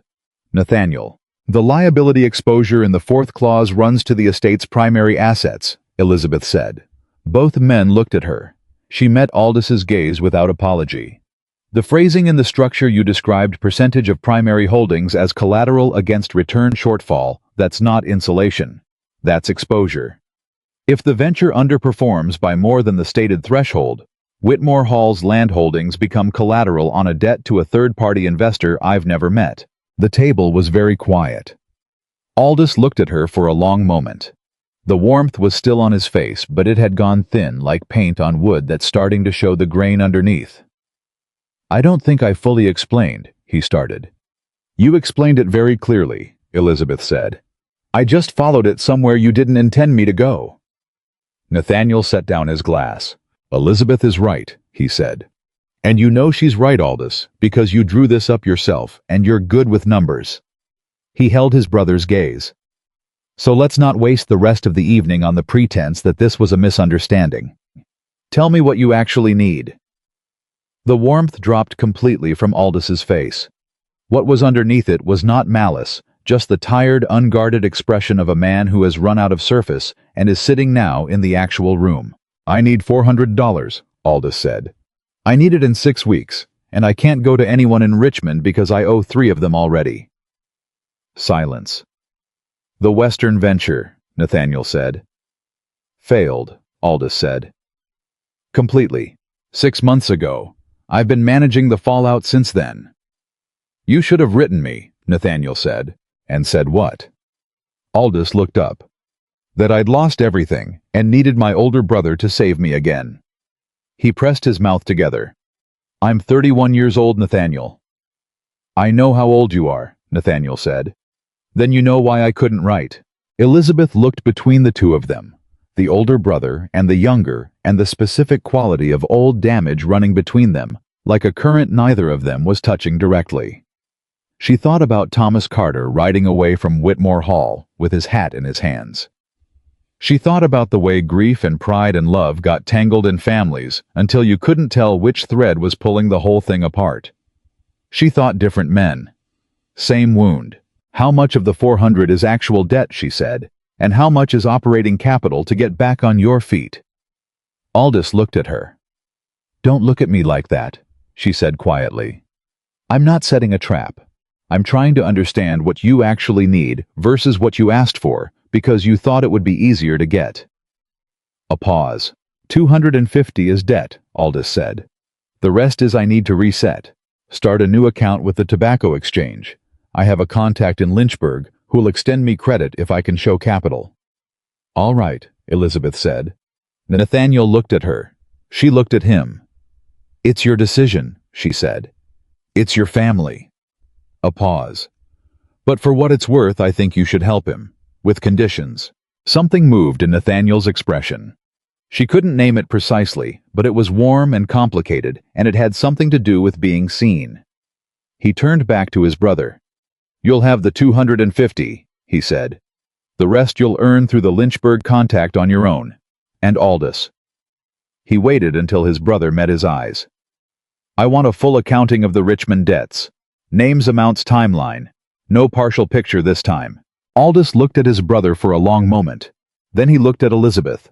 Then back at Nathaniel. "All right," he said. "Full accounting." "Good," Nathaniel said. He picked up his glass. "Now eat something. You look like you've been on bad roads for a week." Aldous looked briefly like a younger brother who'd been pulled out of a river by the same hand that had pulled him out of rivers before. "I have been," he said. 2 weeks, actually." "Then eat," Nathaniel said. Elizabeth picked up your fork. Under the table, Nathaniel's hand found hers. Brief. Certain. Gone again before Aldous could have seen it. She ate her supper. Aldous stayed 3 days. By the second day, Elizabeth had taken his measure well enough to be comfortable with him. He was not, she'd decided, a dishonest man. He was a man who'd been outpacing his own judgment for years and had finally run out of road, and the experience had knocked something loose in him that had previously kept him from being quite fully real. He helped Crawford with the fence assessment he'd been meaning to get to. He ate everything Mrs. Ames put in front of him. He asked Elizabeth on the third morning over coffee. She hadn't expected to share with him how she'd learned to read financial structures the way she had. She told him about her mother, the stick in the dirt, the yield calculations. He was quiet for a moment. "Nathaniel didn't tell me anything about you," he said, "before I came." "What do you mean?" "In his letter confirming the visit he said he'd married, and gave me your name, and that was all." Aldous turned his coffee cup in his hands. "I assumed that meant he was embarrassed by the circumstances. The whole county's been talking, you know. The debt arrangement, the daughter who showed up unannounced." "I know," Elizabeth said. "But that's not why he didn't say more," Aldous said. He looked at her with something straightforward and clear. "He didn't say more because he was keeping you to himself. Because what's his, he holds close." He paused. "I don't think he's said this to you yet. Nathaniel doesn't say things until they're so solid inside him that saying them is almost a formality. But I know my brother." He held her gaze. "He chose you. Not out of practicality. He could have found a practical solution a dozen ways. He chose you specifically, and I'd bet my Lynchburg account that he knew it by the end of your first conversation." Elizabeth was quiet for a moment. "Don't tell him I said that," Aldous added. "He'll be insufferable." She looked at him. "You're more perceptive than you look." "Everyone's more perceptive than I look," Aldous said. "It's my primary advantage, after the charm fails." Elizabeth laughed. It was the first time she'd laughed in front of Aldous Whitmore, and she could tell from his expression that it surprised him that he'd expected her to be more careful than that, more managed. She had stopped being managed around Nathaniel. It appeared the habit was spreading. Aldous left on a Thursday morning, and the house settled back into its quieter rhythms, and Elizabeth was thinking about none of it. Not Aldous. Not the conversation over coffee. Not the particular thing he'd said about his brother when the second blow came. It came as the first one had, by horse and by surprise, on a Friday afternoon in late May. But this time it wasn't her father. This time it was a man she'd never seen before, heavy-set with a county clerk's bearing and a document case under his arm, and the expression of someone delivering a legal notice who has learned to make that expression completely neutral. He asked for Nathaniel Whitmore at the gate. He was given Nathaniel Whitmore. Elizabeth was not supposed to be in the entry. She was there because she'd been bringing a document to the study and had heard the voice at the door and stopped walking. The way you stopped walking when something in the air changed.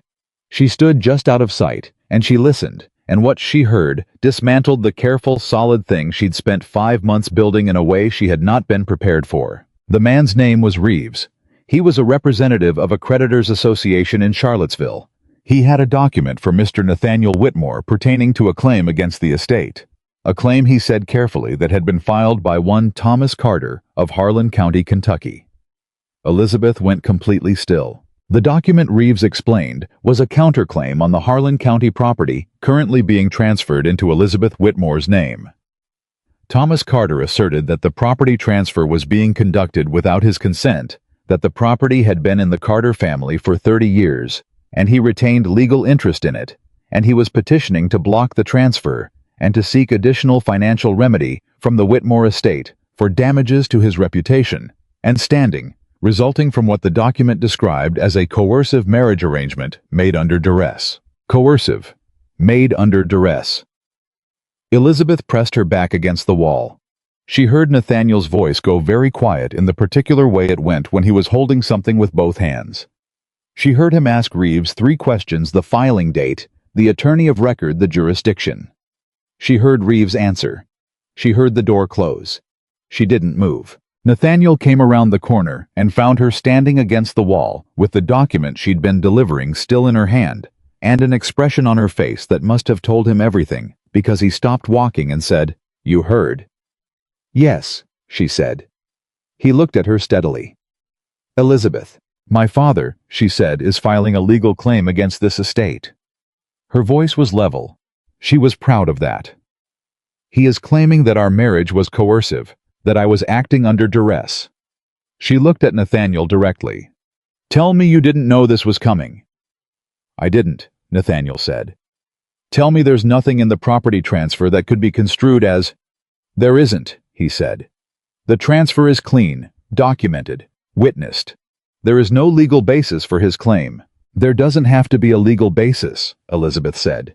"There has to be enough of a basis to tie this up in a county court for 6 months and cost you a significant amount in legal fees while the story spreads through 3 counties. She pushed off the wall. Which is what he's banking on. He's not trying to win. He's trying to extract. Nathaniel looked at her. Yes, he said quietly. That's what I think too. She walked to the study. She needed to move. She needed to think. She stood at the desk with her hands flat on it. The same pose she'd taken the morning she'd found Harkins's discrepancies. The morning she'd found the Reeves letter about the property transfer. Every morning she'd needed to stand with solid wood under her hands and let her mind run through the problem before her body started feeling it. Her father had come to this house asking for help. She had given it. She had said, "This is the last time," and she had genuinely believed that he had heard her. She thought of him on his horse looking down at her. He looks at you. She thought of the expression on his face she'd decided to believe was real. The acknowledgement, the shame, the finally seeing. She'd been wrong, and this was the part that was harder, she'd been right about what he felt and wrong about what it would make him do. Because her father had always felt the right things at the wrong moments, and then gone home and done the wrong things anyway. That was Thomas Carter. That had always been Thomas Carter. And she had known it, and she had chosen to believe in the feeling over the pattern, and here was the cost. Elizabeth. Nathaniel was in the doorway. She looked up. "I need to ask you something," she said, "and I need you to answer it honestly." "Always," he said. "If this goes to court," she said, "if this becomes a public proceeding, does it damage you, the estate, your standing?" She held his gaze. "I need the truth, not the reassurance." He came into the room fully. He sat down across from her. He was quiet for a moment, the thinking quiet, not the avoiding quiet. "It costs money," he said. "The legal fees are real, and there would be talk." He met her eyes. "There's always talk when a Carter-Whitmore arrangement gets aired in a county court. The story we've been living is already 2/3 rumor in half the county." "That's not a no," she said. "No," he said. "It's not." "Then I need to be the one to handle this," she said. "Not you, me." He looked at her. "It's my father," she said. "His claim involves my character, my consent, my family's property. If you handle it, I'm a woman who needed her husband to solve her father problem. And that is the story they will tell in every county court from here to Richmond." She held his gaze. "But if I handle it, if I'm the one who faces this down, then the story is different." "What's the story then?" he said. "The story," Elizabeth said, "is that Thomas Carter underestimated his daughter, again." Nathaniel looked at her for a long moment. "What do you need from me?" he said. "Your attorney," she said. "His full files on the property transfer. And your word that you'll let me lead this." He nodded. Once. No hesitation. "Done, done," he said. She picked up her pen. She pulled a sheet of paper toward her and began writing. Nathaniel remained in the room. He didn't speak. He simply stayed the way he'd stayed through the February morning and the February night before it. The way he'd stood beside her when she'd talked to her father and told Thomas Carter the words she'd needed to say. Present without demanding. Solid without crowding. She wrote for 20 minutes without stopping. Then she looked up. "I'm going to need to go to Harlan County," she said.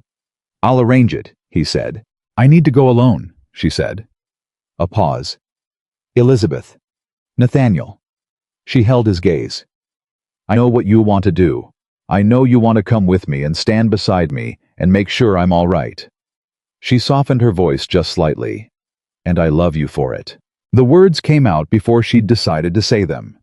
She felt them land between them, 3 words plain as daylight. The most important thing she'd said in this room or any other, and she watched something move through Nathaniel Whitmore's face like weather. "I love you for it," she said again, steadier now. "And I need to do this myself. Not because I don't need you, because some things have to be finished the way they started with me riding 40 miles and handling my own business." Nathaniel was very still. Then, "You said—" "I know what I said," she said. "Elizabeth." His voice had gone quiet in a way she'd never heard it before. Not controlled quiet. Full quiet. The quiet of a man trying to hold something with both hands that is larger than he expected. He stopped. He pressed his mouth together. He looked at her with those steady eyes that had been looking at her honestly since the first afternoon on the porch of this house. "I have been trying to find the right time to say something to you for 2 months," he said. "And now you've said it first." She looked at him. "I reckon," she said softly, "that you'd better say it anyway." He stood. He came around the desk. He stopped directly in front of her and looked at her with no careful distance between them. No management, no control. Just a man standing in front of the person who had turned his ordered, solitary, sufficiently maintained life into something he no longer wanted to maintain alone. "I love you," he said. "I don't know exactly when it happened, and I couldn't give you the date, which I know you'd prefer. But it's there, and it's solid, and it's not going anywhere, and I need you to know that before you ride to Harlan County, so that whatever happens there, you carry it with you." Elizabeth looked at him. She thought about a Tuesday in October, and a woman who'd ridden 40 miles in a dusty dress because she'd run out of options. She thought about the moment she'd put her pen to paper and signed her name next to a stranger's, and thought, "This is not the life I imagined." She thought about ledgers and wage schedules and north fence lines in the dark and the particular quality of his silences and a letter from her father and his hand over hers across a desk. She thought, no, this is not the life I imagined. It's better. She reached out and took his hand. "I'll be back in 4 days," she said. "I know you will," he said. She squeezed his hand once.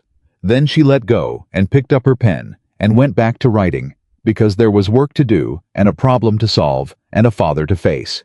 And Elizabeth Whitmore, who had ridden 40 miles once before and come out the other side with something she'd never expected, was not afraid of the road. She rode out before sunrise.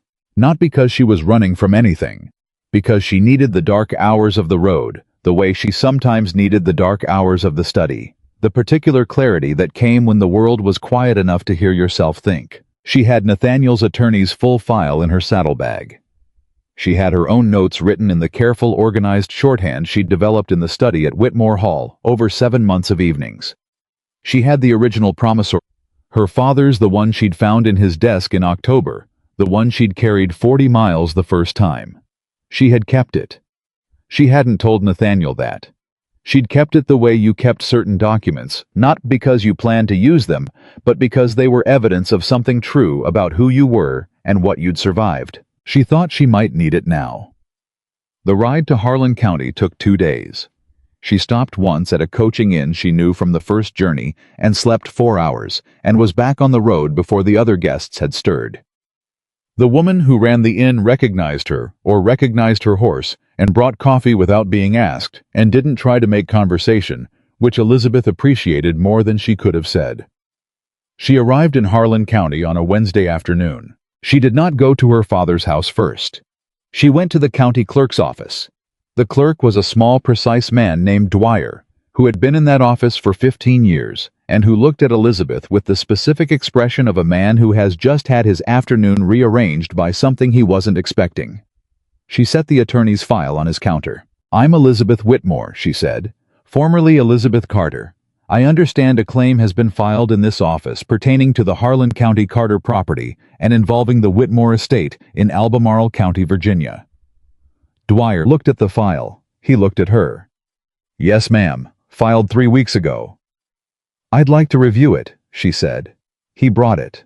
She stood at the counter and read it from first page to last, without sitting down, without hurrying, with the same systematic attention she'd brought to Harkins's fraudulent grain accounts and Aldous Whitmore's cleverly structured liability exposure. And what she found reading it carefully was both better and worse than she'd expected. Better, because the legal foundation was as thin as Nathaniel had said. Thomas Carter's attorney, a man named Billings from Lexington, whose work she was not impressed by, had constructed the claim on 2 pillars. First, that Thomas had not formally consented to the property transfer. Second, that the marriage itself had been entered into under conditions that constituted coercion of a dependent female party. Worse, because the second pillar, thin as it was, contained one line that could cause real damage if it landed in front of the wrong judge. Billings had written Miss Carter at the time of the agreement was without independent legal counsel, without financial resources of her own, and without any viable alternative presented to her by the opposing party. All three of those things were true. That was the problem. Elizabeth set the file down on the counter. "Mr. Dwyer," she said, "who is the presiding judge for civil claims in this county?" "Judge Harlan Morrison," Dwyer said. "Been on the bench 12 years. Is he a fair man?" Dwyer looked at her carefully. "He's an honest man," he said. "Which is close." "Good enough," Elizabeth said. "I'd like to request a preliminary hearing, at the judge's earliest availability."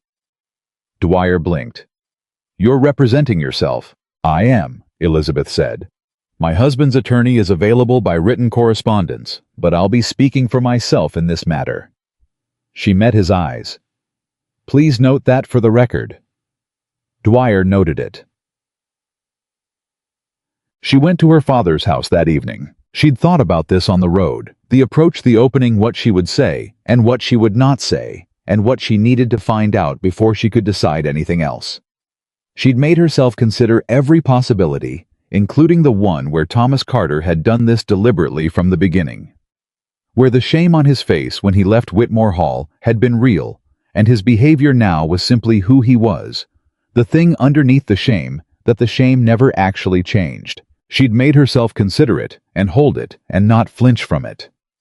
She knocked on the door of this farmhouse. He answered. He was in his shirt sleeves, thinner than February, with the specific hollowed look of a man who hasn't been eating properly. He saw her, and something moved through his face, relief and guilt in equal measure, arriving simultaneously, tripping over each other. "Elizabeth," he said. "Papa," she said. "I need to come in." He stepped back.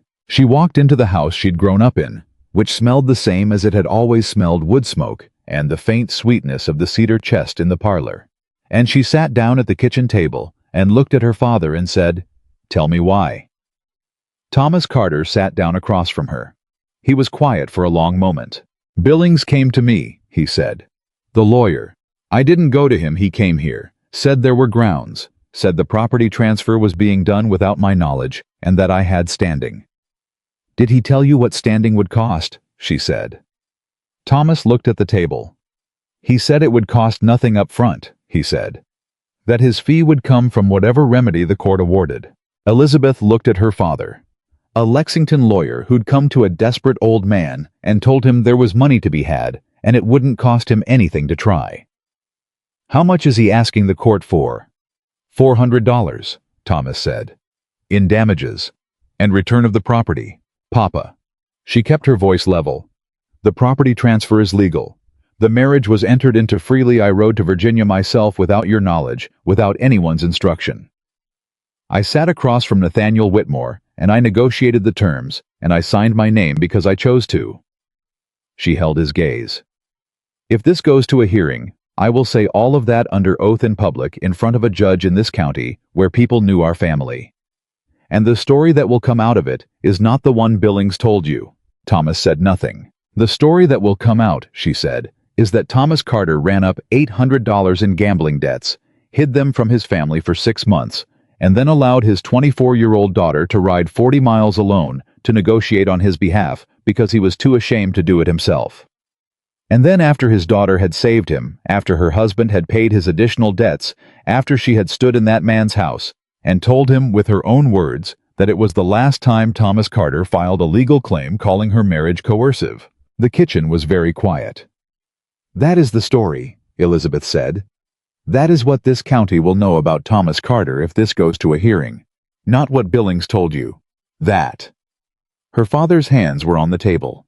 She watched them, the hands she'd known all her life, the hands that had been capable and strong when she was small and had gradually over the years become the hands of a man undoing everything they'd built.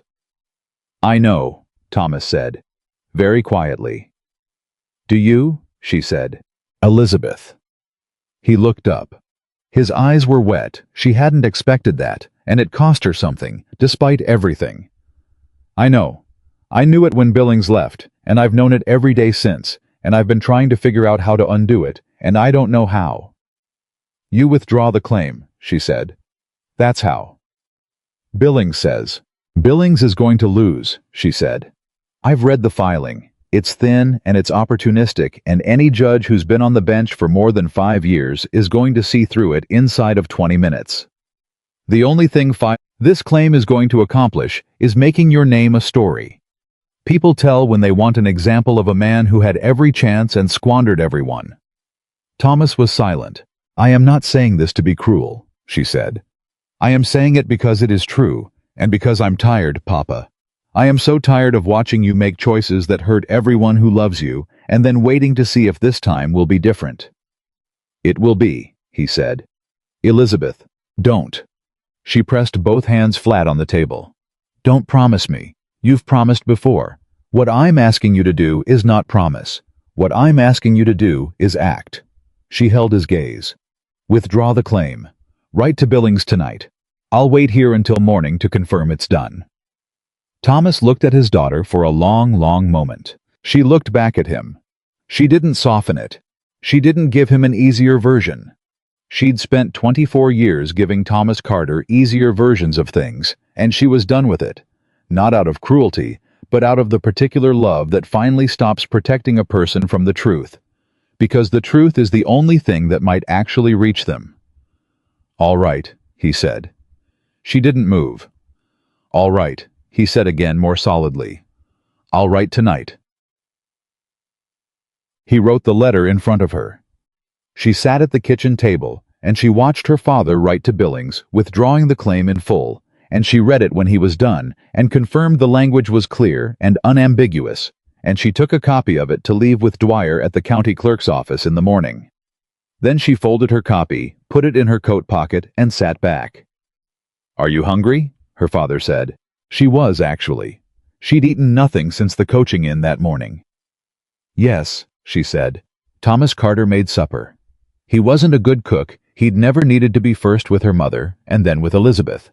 But he made what he had, which was cornbread and beans, and something that was almost a stew, and he set it in front of her without ceremony, and sat down across from her.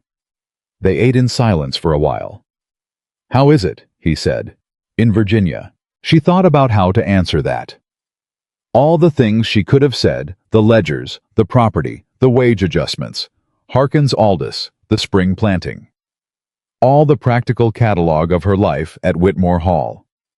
She thought about the evenings in the study, and the north fence line, and the letter from Pemberton she'd found on the desk, and what it had meant. She thought about what Nathaniel had said, standing in front of her, with no careful distance between them at all.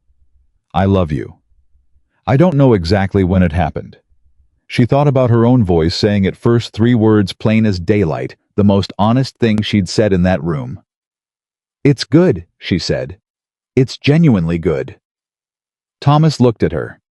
Studied her the way he rarely had, carefully, like he was trying to see past the surface of her answer into the actual thing underneath. He's good to you, her father said. Not a question. He is, she said. I didn't arrange that, Thomas said. I want you to know I know that. You arranged it. Whatever it is you have there, you built it yourself. Elizabeth looked at her father. I had help, she said. Thomas nodded slowly. He looked down at his plate. Your mother would have liked him, I think. He sounds like a man who knows what he has. That landed somewhere in Elizabeth's chest that she hadn't expected it to reach. He does, she said softly. And so do I. She left Harlan County the next morning. She stopped at the clerk's office first, confirmed the withdrawal had been received and processed, watched Dwyer file it with the same precise movements she'd watched him use 2 days ago, and then she shook his hand and walked out. She rode. The road from Harlan County to Virginia was the same road it had always been, the same distances, the same creeks to ford, the same long stretch of open country between the state line and the foothills. But it felt different beneath her now. Not shorter exactly, just less uncertain, the road going towards something rather than away. She arrived at Whitmore Hall on a Friday evening later than she'd intended, road-dusted and tired and lighter than she'd been in months. Nathaniel was at the gate. She hadn't told him what time she'd arrive. She hadn't been certain herself. But he was there, standing at the gate of Whitmore Hall in the May evening, and when she rode through and dismounted, he was already moving toward her, and she was already moving toward him, and there was no careful distance between them at all. "It's done," she said. He exhaled. His hand came to her face, the same gesture she'd given him the first time in the study, returned now with the particular weight of a man who has spent 4 days not saying what he was thinking. "Are you all right?" he said. "I'm better than all right," she said. "I'm finished." He looked at her. "Your father is going to have to live with himself," she said, "which is, I think, the appropriate consequence." She held his gaze. "He withdrew the claim. It's on record. Dwyer has the copy." Something went through Nathaniel's face. Not relief exactly, but the settled quality that came after something difficult had resolved cleanly. "Come inside," he said. "Mrs. Ames has been cooking since noon." "She knew I was coming back today. She decided you were coming back today," Nathaniel said. "I've learned not to argue with her." Elizabeth laughed. The same unexpected laugh she'd given Aldous over coffee loose. Genuine, the laugh of a woman who has stopped managing herself so carefully. She took her saddlebag from the horse and walked beside Nathaniel through the gate of Whitmore Hall, and she felt it happen, the thing she hadn't let herself feel when she was still in the middle of fighting for it. The full, solid, unguarded sense of arriving somewhere that was hers. Not because she'd been given it, because she'd earned it and chosen it and built it from the ground up with her own hands and her own judgment, the same way her mother had taught her to figure yield rates with a stick in the dirt before she was 12. Home. Summer settled over Whitmore Hall. The best things settled gradually, without announcing itself, until one day you looked up and realized you were somewhere entirely different and couldn't have said exactly when the change had happened. The crops came in strong. The corrected wage rates had done what Elizabeth had believed they would do, not just the right thing, which mattered to her in a way she didn't try to minimize, but the practical thing, which was that men who felt fairly compensated worked with a different quality of attention. Crawford confirmed it in his quarterly report, with the slightly surprised tone of a man who'd been skeptical and was now reconsidering. She had told him mildly that she hadn't been surprised at all. The property transferred fully into her name in June. Pemberton sent the finalized documentation, and Elizabeth signed it at the study desk on a Tuesday morning, with Nathaniel standing beside her, which was the reverse of the signing she'd done 7 months ago in this same room, and the reversal felt significant in a way she let herself feel, rather than cataloging it and moving on. She kept the Harlan County property. She did not return to it. But she arranged for the farmhouse to be properly maintained, and for the 12 acres to be leased to a family she'd known growing up, a woman her own age named Martha Hollis and her husband, who were good farmers and needed land. Martha wrote to thank her. Elizabeth wrote back. They had been corresponding since May. Nathaniel found one of Martha's letters on the desk one evening and read the return address and looked up with an expression she couldn't quite interpret. "You're helping her," he said. "She needed land," Elizabeth said. "We have it." He looked at her for a long moment. Then he set the letter down and said, "Your mother would have done that." Elizabeth went still. "How do you know anything about my mother?" she said.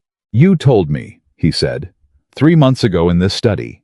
You said she was the one who ran the farm, that she was the mind of it." He held her gaze. "I've been thinking about her ever since, about the fact that you came from someone who built things quietly and didn't need the credit for it." He paused. "I think she'd have recognized you, Elizabeth, what you've made here. I think she'd have known it was hers." Elizabeth looked at her husband. She had learned over 8 months of marriage to Nathaniel Whitmore that the moments that reached her most were not the grand ones. Not declarations or gestures or any of the performances of feeling she'd been told to expect from the stories women told each other. The moments that reached her were the ones like this, quiet, specific, offered without theater. The kind of thing a man said when he meant it so completely that it came out plain. "I think she would have liked you," Elizabeth said. "I hope so," Nathaniel said. "I would have been rather nervous to meet her."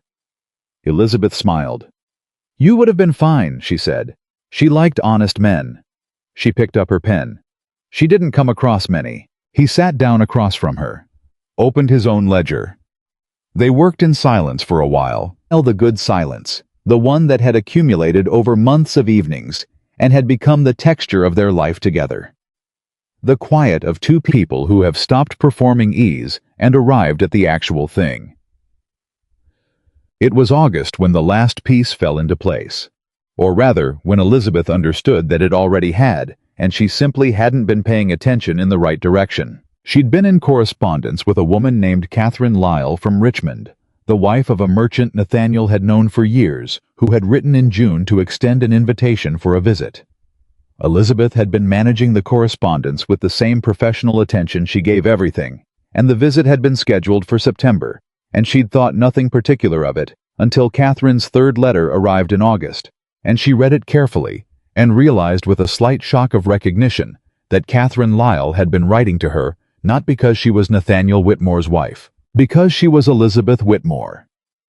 The letters were asking her advice about a property dispute Catherine's sister was involved in, about an estate matter a neighbor had consulted her about a question of wages and fair compensation for household staff that Catherine said she'd heard Elizabeth Whitmore had addressed successfully on her own estate. The story had traveled, not the story she'd feared, not the county court story, not the coercive marriage story, not the version told by people with sharp smiles at dinner tables.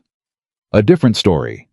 The story of a woman who'd arrived at a struggling estate and made it right, who'd found the fraud and addressed it, who'd corrected wages unprompted because it was owed, who'd handled her father's legal claim herself in person and come home with the withdrawal on record. She sat with Catherine's letter for a long time. Then she went to find Nathaniel. He was with Crawford in the south field, which she knew, and she walked out to where they were standing, and Crawford read her expression and found something that needed his attention about 30 yards away. "I need to tell you something," she said to Nathaniel. He turned from the field. Read her face the way he'd learned to read it over 8 months, not assuming, not projecting, just looking. What happened? She told him about Catherine's letter, about the 3 letters before it, about the women who had apparently been writing to Elizabeth Whitmore for advice on estates and legal matters and household management, as though she were someone whose judgment on those things was established and worth seeking. Nathaniel listened to all of it. Then he said, "Is this surprising to you?" She opened her mouth, closed it. "Yes," she said honestly. "Why?" he said. She thought about it. "Because I've been thinking of what I do here as managing, as the job I agreed to when I signed that contract." "That's not what you've been doing," he said. He held her gaze steadily. "You've been building something. You've been building it since the first morning I found you in the study with 3 ledgers open and a 4th on your knee. And people can see it, Elizabeth. You built something real, and people can see it." She was quiet for a moment. "I didn't do it alone," she said. "No," he agreed. "You didn't." He paused. "I gave you resources and a roof and a ledger. You did the rest."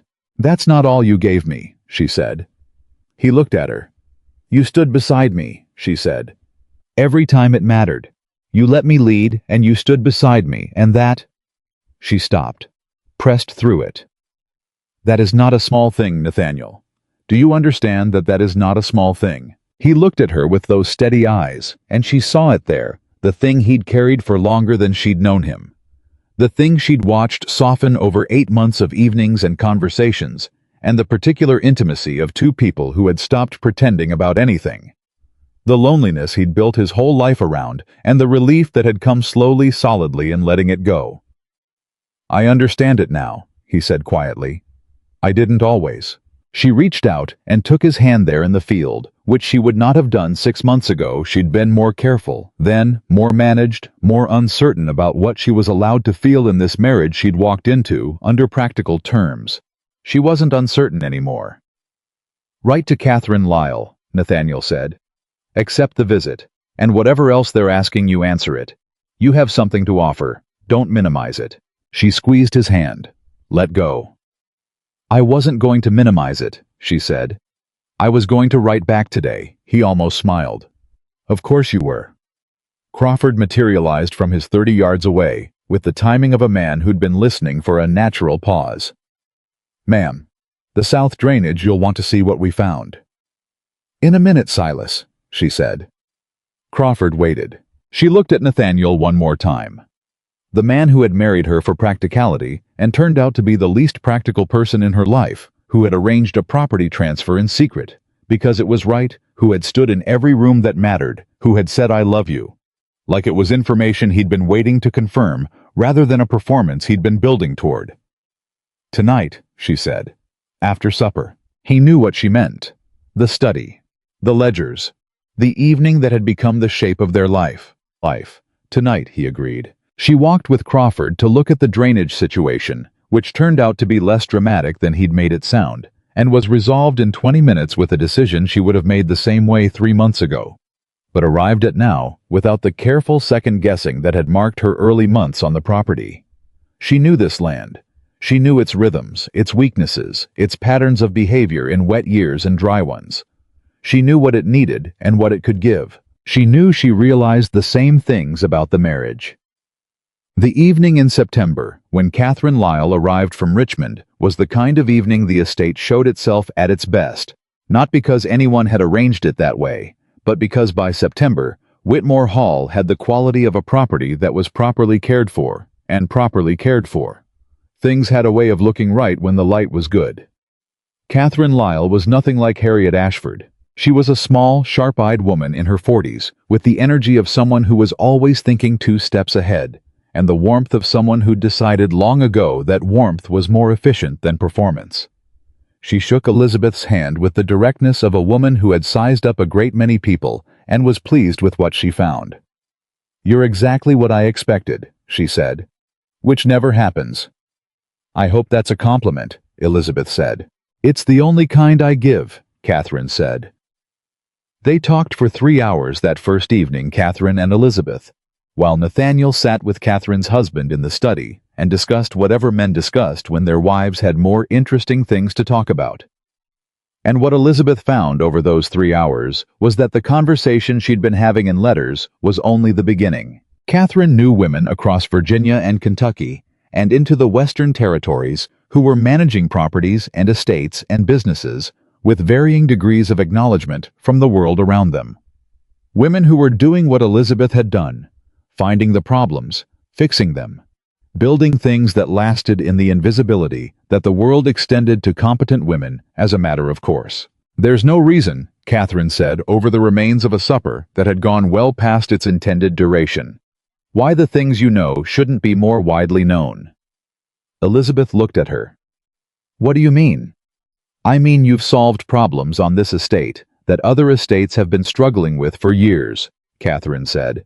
"Wage structure, account management, land productivity, the Harkins matter alone."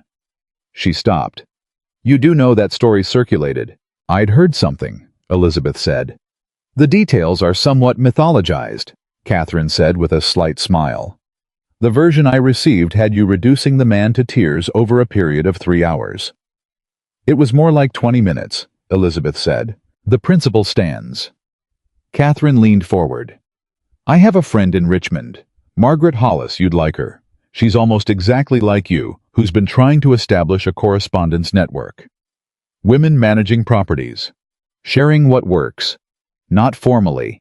Nothing that would draw the kind of attention that gets things shut down, but practically. Letters. Visits. The kind of information exchange that men do at their clubs every Thursday evening and never think to call remarkable." Elizabeth was quiet for a moment. She thought about her mother, the stick in the dirt, the yield calculations. A woman who had built something real and managed it with extraordinary capability and had been called when people called her anything at all. Thomas Carter's wife. She thought about the letters she'd been writing back to women she'd never met because they'd asked and she'd had the answer and it had seemed simple. "Tell me about Margaret Hollis," Elizabeth said. They talked until past midnight. Nathaniel found her after Catherine and her husband had retired, sitting at the study desk with a candle and a sheet of paper covered in notes from the evening. He sat down across from her, looked at the notes, looked at her face. "You're going to write to Margaret Hollis," he said. She looked up. "How do you know about Margaret Hollis?" "James Lyle mentioned her," he said. In the context of Catherine's project, he paused. He seemed slightly uncertain about it and considerably proud at the same time. Elizabeth smiled. "That's the correct response," she said. "I thought so," Nathaniel said. He looked at her steadily. "What are you thinking?" She looked down at her notes. "I'm thinking that I've been doing something useful here," she said, "and that the usefulness doesn't have to stop at the edge of this property." She looked up. "I'm thinking that my mother did everything she did inside the four walls of one farm, and that if someone had given her a window to the outside world, she'd have built something even bigger with it." "I think so too," Nathaniel said. She looked at him. "You don't mind." He looked back at her with the expression she'd learned to read as his version of profound patience, the look of a man who was not going to say what he wanted to say, which was that the question was faintly absurd. "Elizabeth," he said, "I married you because you rode 40 miles alone and negotiated a better deal than most lawyers I've hired. I am not going to object to you using those same capabilities on a larger canvas." He held her gaze.